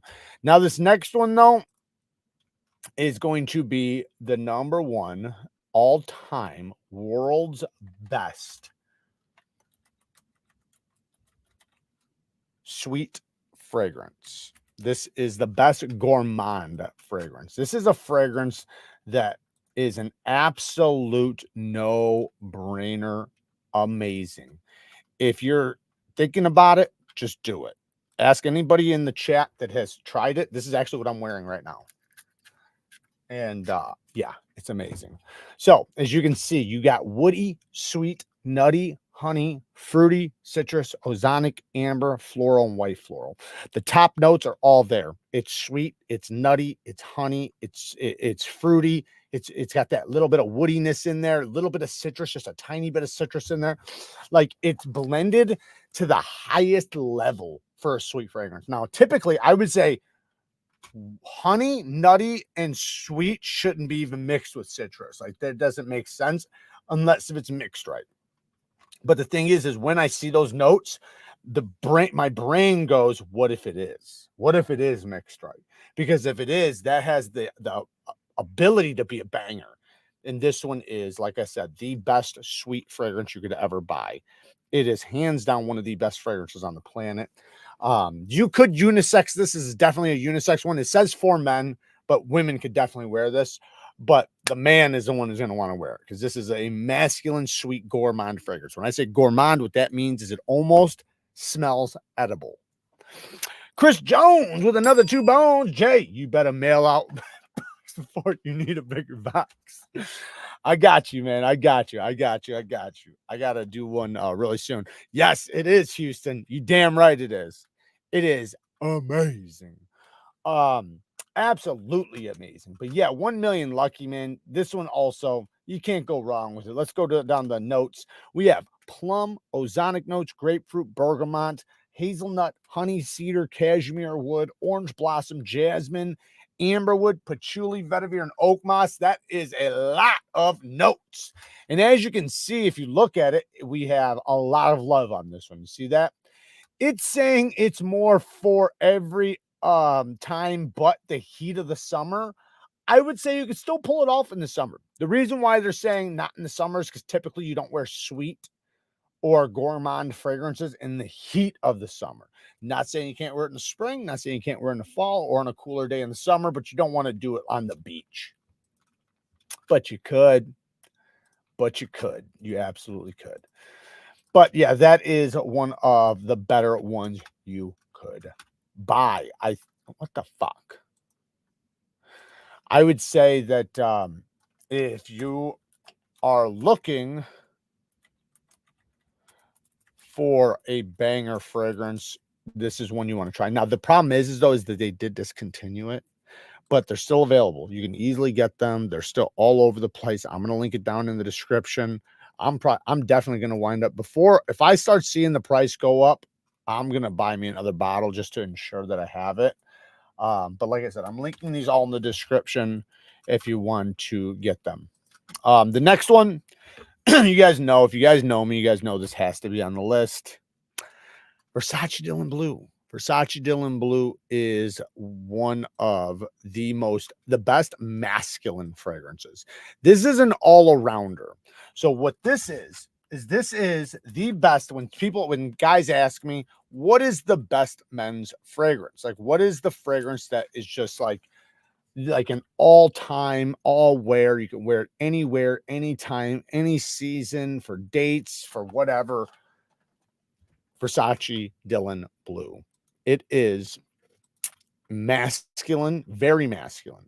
It's got a slight hint of sweetness to it. I like to say it has like a black cherry top note with a very fresh, musky, so it's like you guys know how like men's shower gel smells? It kind of has a scent of that. That's what blue fragrances mean. It means like fresh, like shower gel type fragrance. So it has that in there. On top of it, it has like a black cherry top note that has a slight sweetness, a slight sweet fruitiness on top, but then the musk and that super masculine, fresh shower jelly smell just fucking kicks in, and the whole balance between it all just smells super masculine in the freshest kind of way. This is a beast mode fragrance. You don't need much. This will last a long time, and it will spread. People will smell you. You will get compliments, guaranteed. And yeah, like I said, this is my number one recommended men's fragrance, just because I know everybody will love it.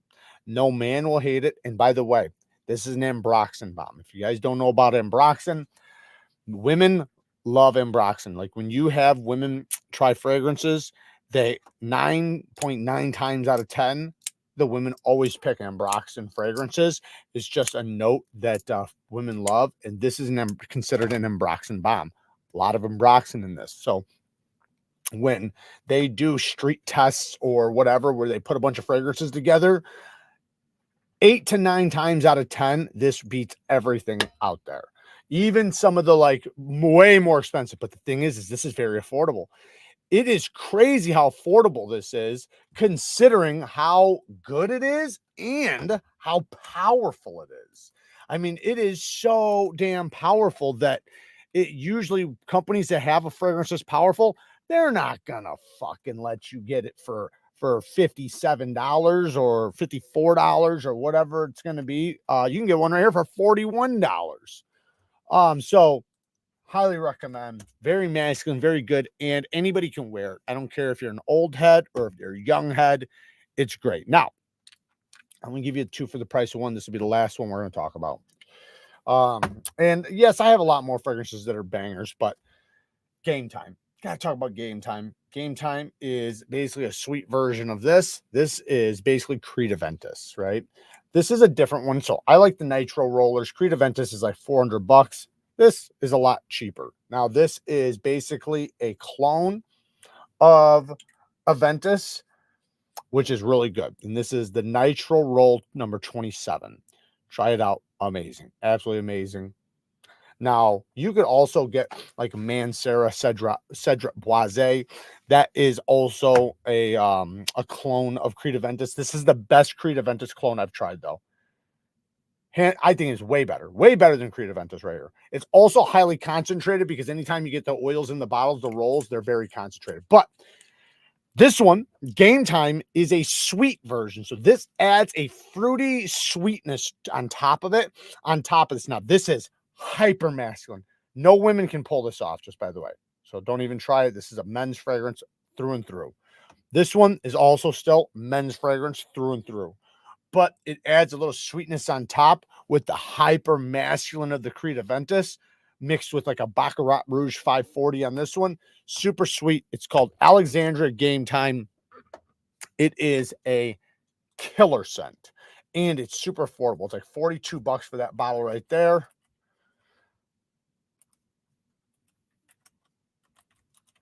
Let me see if I can find it for you guys. I'll link it down in the description. Yeah, you can get it between 42 and $62. Banger, guys. Banger. Not bang her. Banger. It is freaking amazing. I mean, I'm just going to put that in. I'm not even going to put this other one in there. If you want to go check that out. Musk and Hustle, the Nitro Roller number 27. But if you get Game Time, that adds a little bit more of like a sweetness to it, which I do. I like both. I don't think I prefer one over the other. I love them both the exact same, just for different reasons. I will say I've probably worn this one a little bit more because it does have that little bit of sweetness on top, but it's not like it's not a feminine sweetness. It's a very masculine sweetness. So, you know, nobody's gonna think it's anything other than a masculine men's fragrance in a good way. It's great. Under $100, absolutely. Civivi Vision FG. What are you guys talking about? You guys talking about knives now?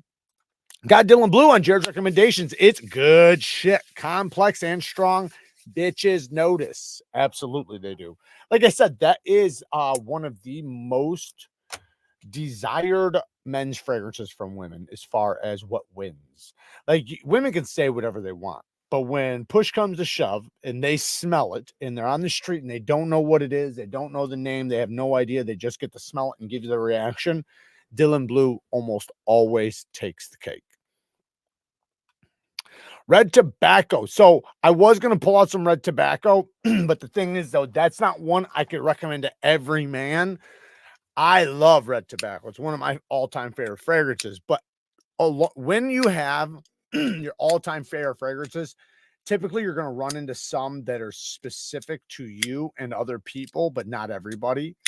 And that's one of them. That is a fragrance that I freaking love, but you got to love tobacco if you like that fragrance.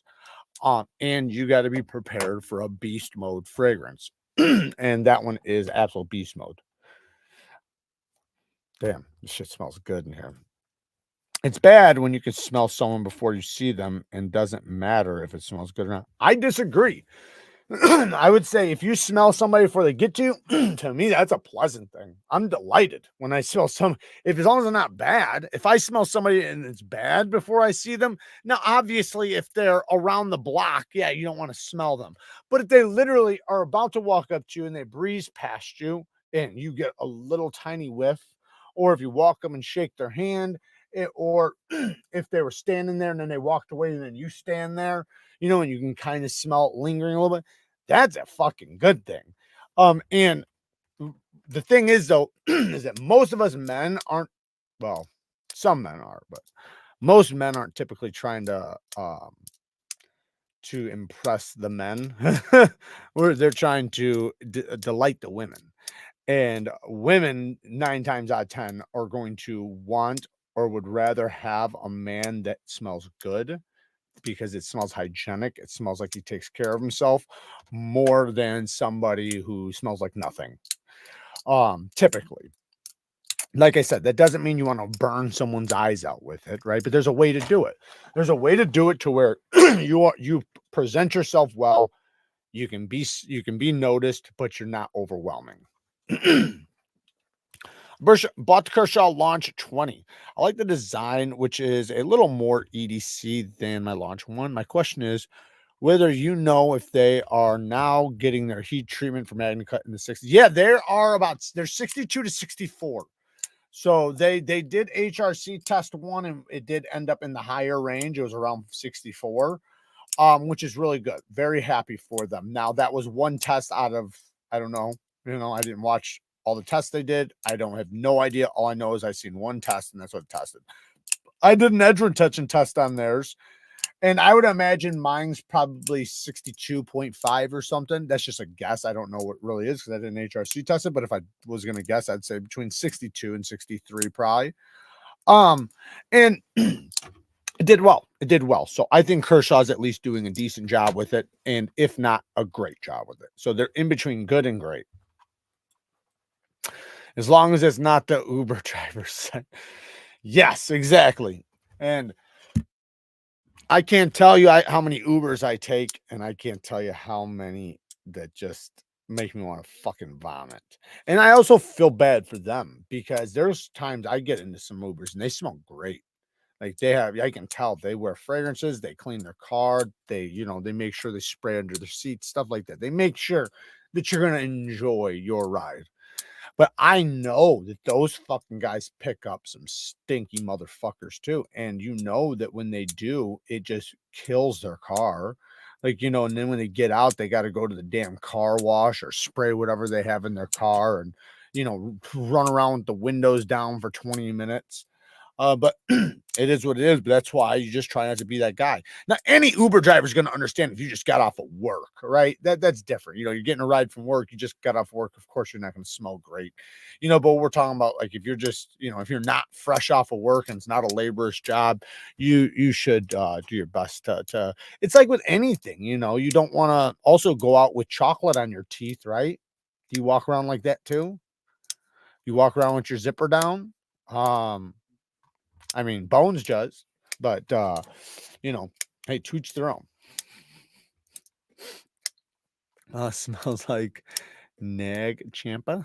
Thanks. I will say it was not, it did not come as sharp as the Launch 1. Hey, shout out to REMETTE. They just became a member. Shout out to them, and shout out to REMETTE Knives. Always doing badass things. Always excited to see what they have next. As far as edges go, it doesn't matter what company you're talking about. Most of the companies, even the ones that do really good edges, that do really good sharpening, they're going to have some lemons too. They're going to have some that are hit or miss. Luckily, that is one thing that you can always change. You can't change the blade geometry, but you can unless if you get it reground, but you can absolutely always change the edge geometry as long as you know how to sharpen. And that's why I try to influence people to learn sharpening or to get a fixed angle knife sharpener and learn how to sharpen that way. I don't care which way you sharpen. You can sharpen freehand, you can sharpen fixed angled, but get away to sharpen. Even if it's an electric sharpener, I don't give a shit. If it's a work sharp and if it's a decent quality electric sharpener, get it. Get something that gives you the ability to resharpen your edges. That way you don't have to worry about chipping your edge. You don't have to worry about using it, because when you have the ability to instantly tune up any knife, you literally fucking forget about using any knife. You don't care. It doesn't matter to you. Now, unless if you're trying to resell it. Okay. Like if you're planning on saving it for a few years or saving it for a year or something like that until they're not available no more so that you can sell it for double the price. Well, then, yeah, don't fucking use it. But if you're talking about just your regular users that you want to use, but you don't want to because you don't want to make it go dull because you can't sharpen it, well, you don't have to worry about that when you got sharpeners. Red Tobacco Link, a imposter version. All right, I'll send it to you. I don't know if I'll be able to find an imposter, but I'll tell you what, man, Red Tobacco is absolutely a banger. But like I said, it is one that you got to be prepared for beast mode. This is a fragrance that will knock your dick in the dirt if you're not careful with it. Don't spray it more than once. I mean, you can spray it twice at the most, but don't spray it more than twice, because you might die.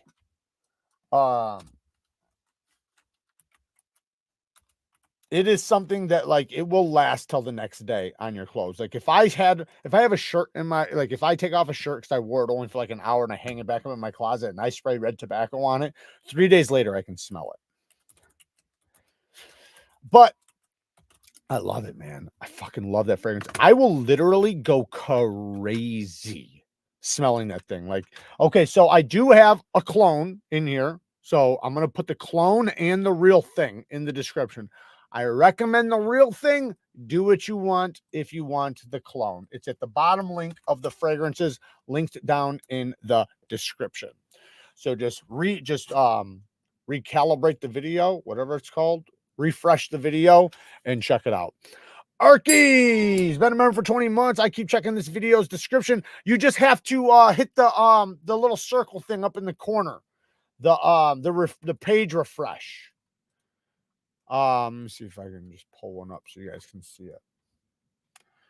I think you guys can see this if I do this. So no, you guys only see that home screen. Yeah, you guys can't see it. So, you just got to hit refresh. It's that little half a circle thing with an arrow at the end. It has like a circle and then an arrow that's refreshed. That will take you, it'll refresh it, and everything I've put in while you were watching will catch up. Yeah, shout out to REMETTE Knives. Awesome company. They're doing a phenomenal job. I do appreciate the support from them. Oh man, they get the 5 NeevesKnives membership. Shout out to them, man. Thank you. I appreciate it, man. Thank you so much. And Michael Upchurch, I gave you the link in the description. Just refresh your page. Once again, thank you, REMETTE. You guys are awesome. Definitely go and check those guys out, man. They're coming out swinging, man. There's not a lot of companies that come out as hot as they have.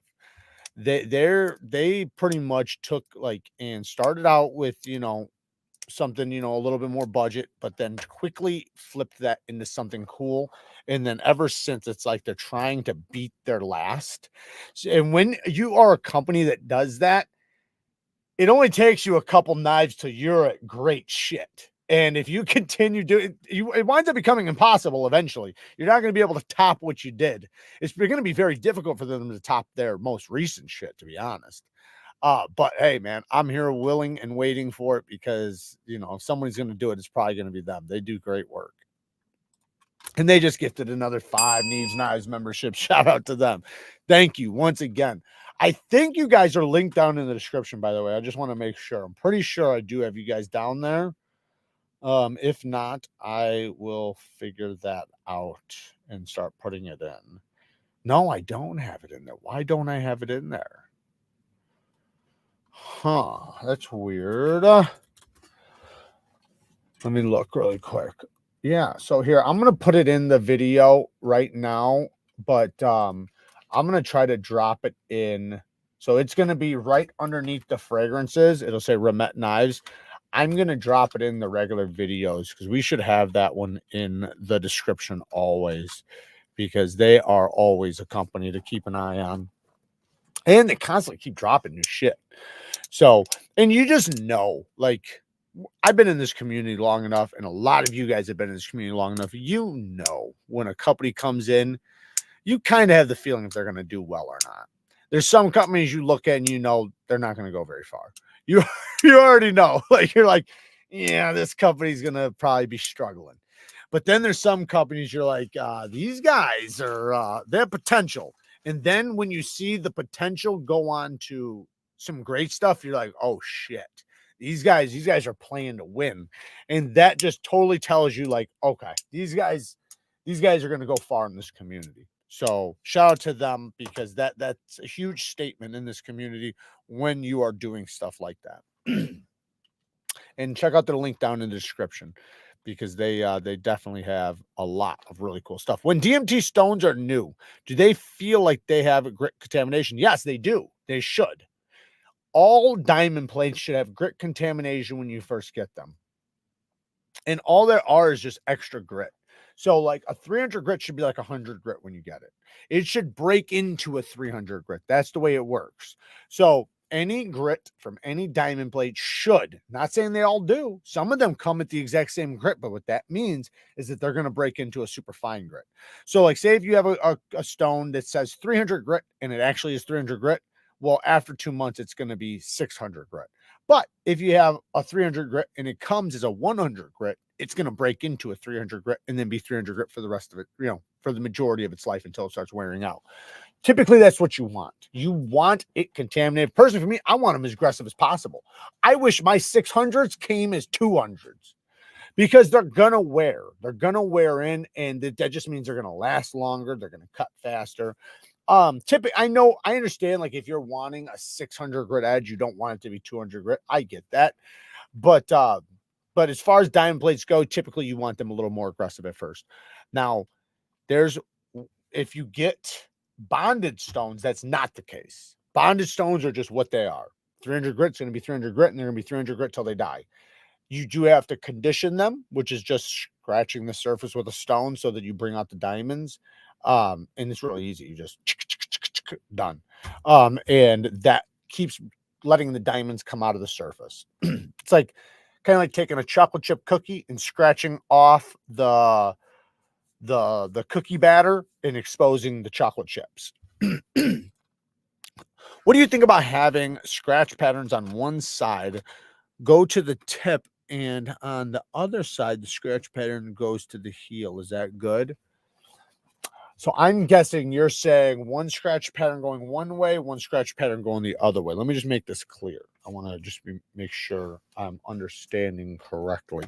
You're saying on one direction have the scratches going this way, and then on this side have them going this way, so that they're running opposite of one another. And I do know that there are some applications that that's a good idea. I don't know if there's any benefits as far as edge retention or anything like that.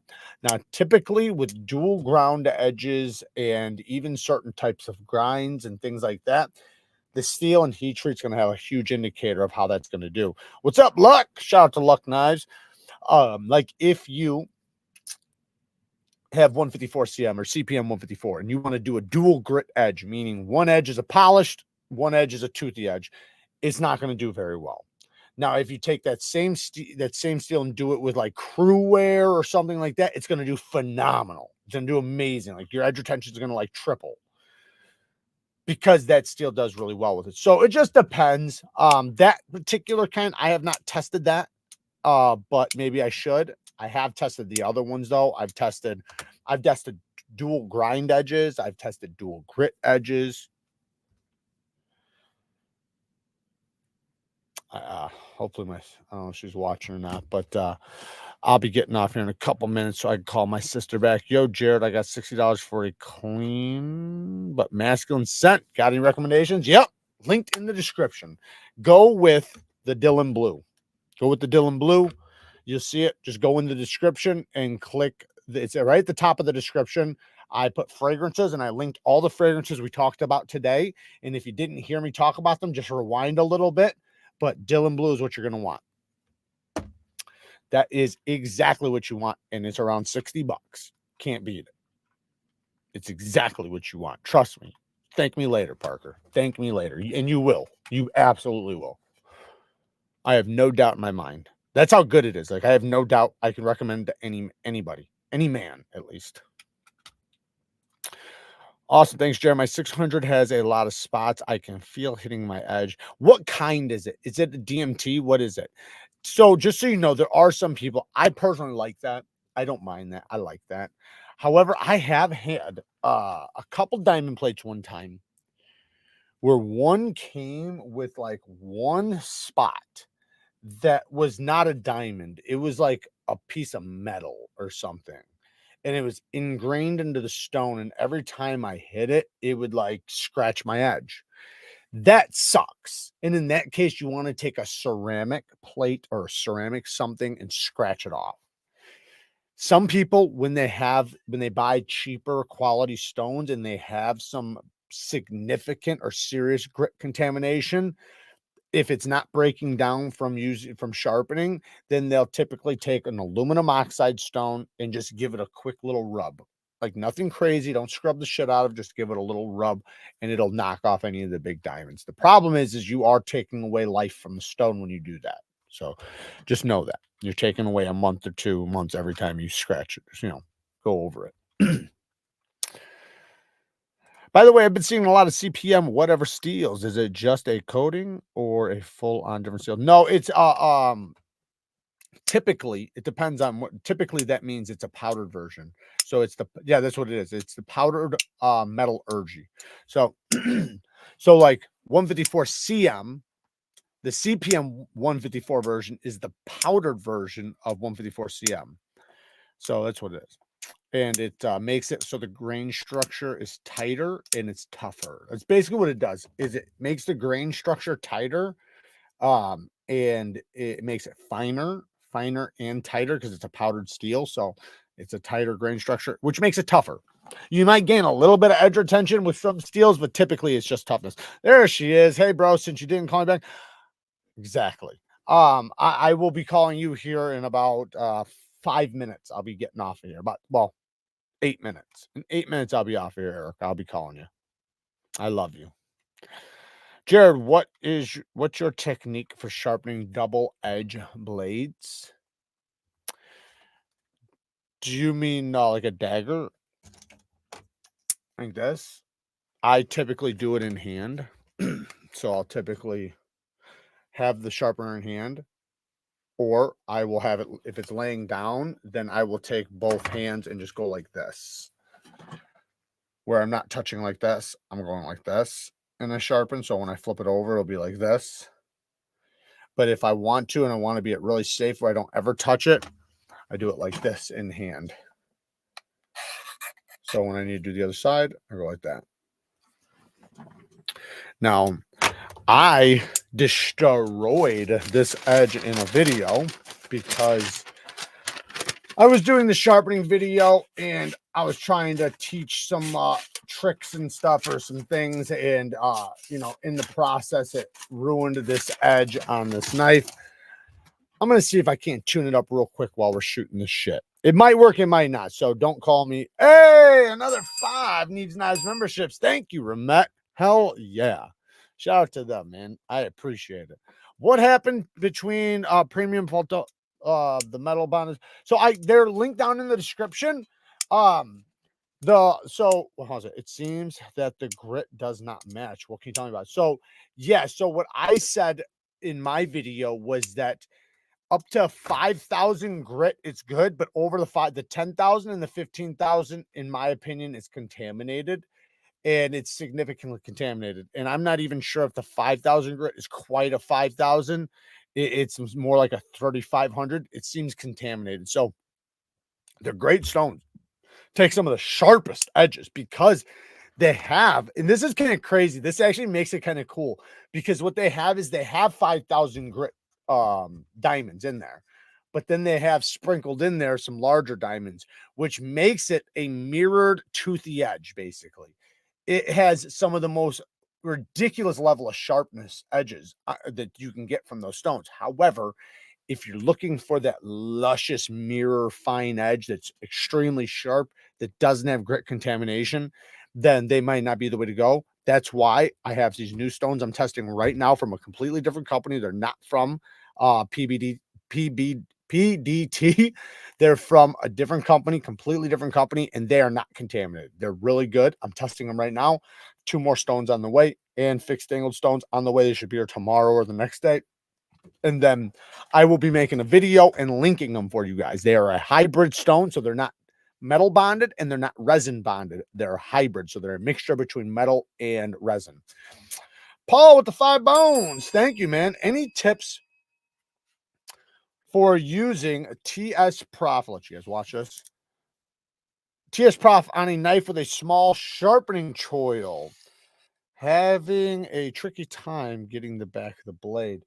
Yeah, so what I would say is angle the stone. So, like, let's say this is the stone. This is your stone. I'm going to grab a knife. Say my goal is to hit all the way to here, right? But you're having trouble hitting right here. What you do is take the stone and angle it just like that. Angle it and then not too much. I'm exaggerating to show you what I'm doing. So don't do it as much as I'm doing it. Just literally, it'll probably be like that much. Like, you can't even see how much I'm doing. So just a little tiny bit, but angle it slightly and then hit that corner, and don't do it a lot. Do it just a little bit, then blend it. A little bit, then blend it. So when I say blend, then lay it back flat and then go back over the edge. Then touch it with a little bit of an angle and then go back.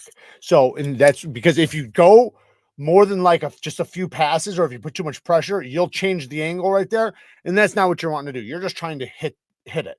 So it shouldn't take much effort if you do exactly like I just did. Angle stone slightly, you'll have no problems. You'll see it'll hit it pretty much right away. Just don't add a lot of pressure when you do it.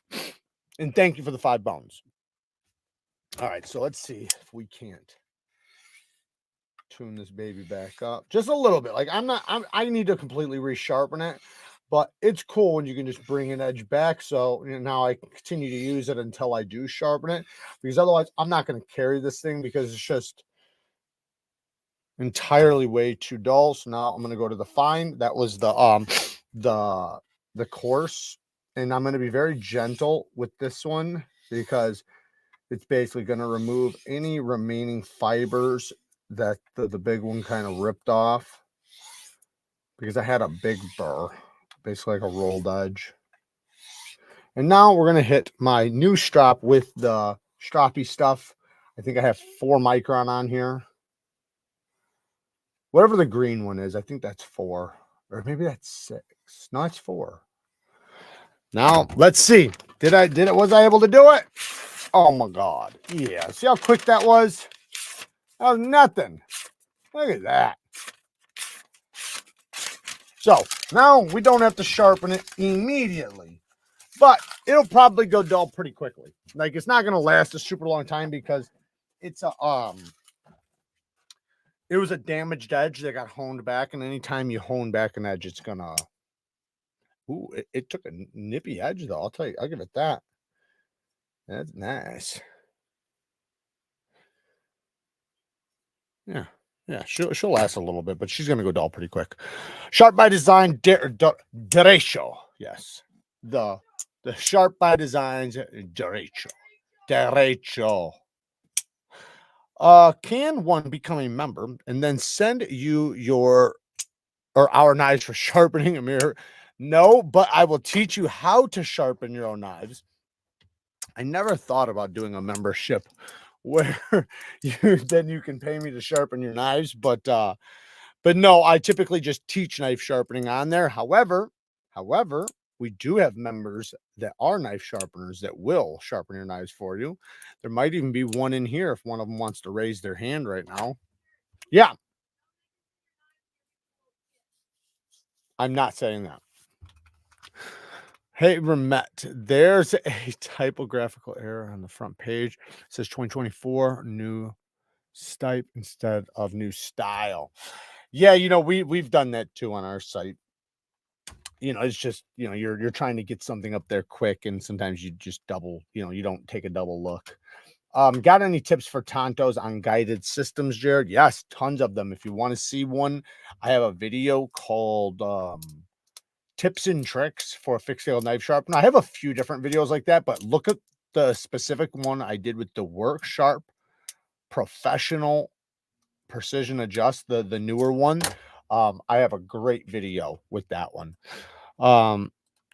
Hey, Erica. Yeah, I'm calling you in 4 minutes. In 4 minutes, I'm hanging up. I'm hanging up at, well, actually in 2 minutes because I'm hanging up right now. So I'll be calling you here in 1 second. Where do I join to learn knife sharpening? There's a membership down in the description. Anytime you go down in the description, down into the description, it says join our membership to learn knife sharpening and more. That also is giveaways. So we do knife sharpening twice a month and we do giveaways twice a month. So, and as long as you show up, you'll be entered in. It's very easy to do. Any tips on making sharpening videos? Yeah, make sure you get good angles. The best thing for you to do is to explain stuff in the most simplest type of way, as if the person listening has no idea what you're talking about. What? That's it. That's Kara's tip. Make sure it's like you're talking to your grandma every time, literally, like talking to your grandma or somebody who has no recollection of any wording or anything like that. Show them and then talk about the little details, right? Because the little details is what they're going to ask. Like, say if you say, set it down at a 17-degree angle and scrape it across the thing, they're going to be like, what? They're going to be like, what's a 17-degree angle? How much pressure do I use? What do I do with my fingertips? They're going to ask all the little details. So explain the little details. That will be the most important to everybody watching. And number 2, get good visuals. And all you got to do is do B-roll. So if you are sitting here, don't sit here and try to focus the camera on what you're doing. That will waste a lot of time and you'll piss the people off that's watching. So say if right now I'm telling you guys what I'm doing here, right? And this was a recorded video. I would work on my edge and tell you guys what I'm doing. And then what I would do is I would record separately after I'm done recording this, me doing it in front of the camera so that the camera can see it clearly, perfectly, and everything while I'm doing it, so that when I'm talking about lifting my elbow, or if I'm talking about getting the heel and going back, whatever I'm saying, I'm going to record me doing that separately so that I can add it in when I say it. That way you can have 2 different angles. You got the angle of right here, and then you also have the close-up angle so that people can really understand. The little details are the most important. Don't ever assume that they know what the fuck you're talking about. Never. Jason, shout out to you, man. Thank you for becoming a member. I do appreciate it. I'm not allowed to, I can't give them out. It's not up to me. I can give them out, but I don't pick who gets them. That YouTube won't allow us. So like, I can't just give anybody a membership. I can give away a membership, but it'll just go to somebody randomly. I don't get to pick. That'd be cool if you could, but I guess the reason why is you'd pick and choose, you know, certain people like my sister. Finished the mirror polish on Nitro V. Thank you for the recommendations of the Halfstone RS Stones and Stroppy stuff. God bless, brother. God bless you, man. All right, guys, I'm going to get out of here and call my little sister. Guys, I love you guys. I appreciate all the love and support tonight. And hey, we're back doing our regular live schedule every Wednesday at 7:30 p.m. Central Time. And we have a ton of great sharpening videos coming up. We got a ton of great knives coming up, including my own knife designs coming up that are going to be for sale and everything, and a lot more stuff. And we're going to be putting stuff on the site. We have a lot of sharpening supplies on the site, but more importantly, a lot of banger videos, like fucking really good videos, especially on knife sharpening. I have a whole list of knife sharpening videos that I have planned out for like the rest of the year. And some of these I'm really excited about. So I'm going to get a nice flow with them, and we're going to start cranking them out while doing other knife content. Because we have a lot of steel testing. We got tons of shit to do. Man, I got this backpack that turned into like 12 things. I'm not joking. I don't even know what this thing turns into. I think it like turns into a tent, a house, a car. It's fucking crazy. Guys, thank you guys for everything. Work hard, stay tough. Until next time, peace.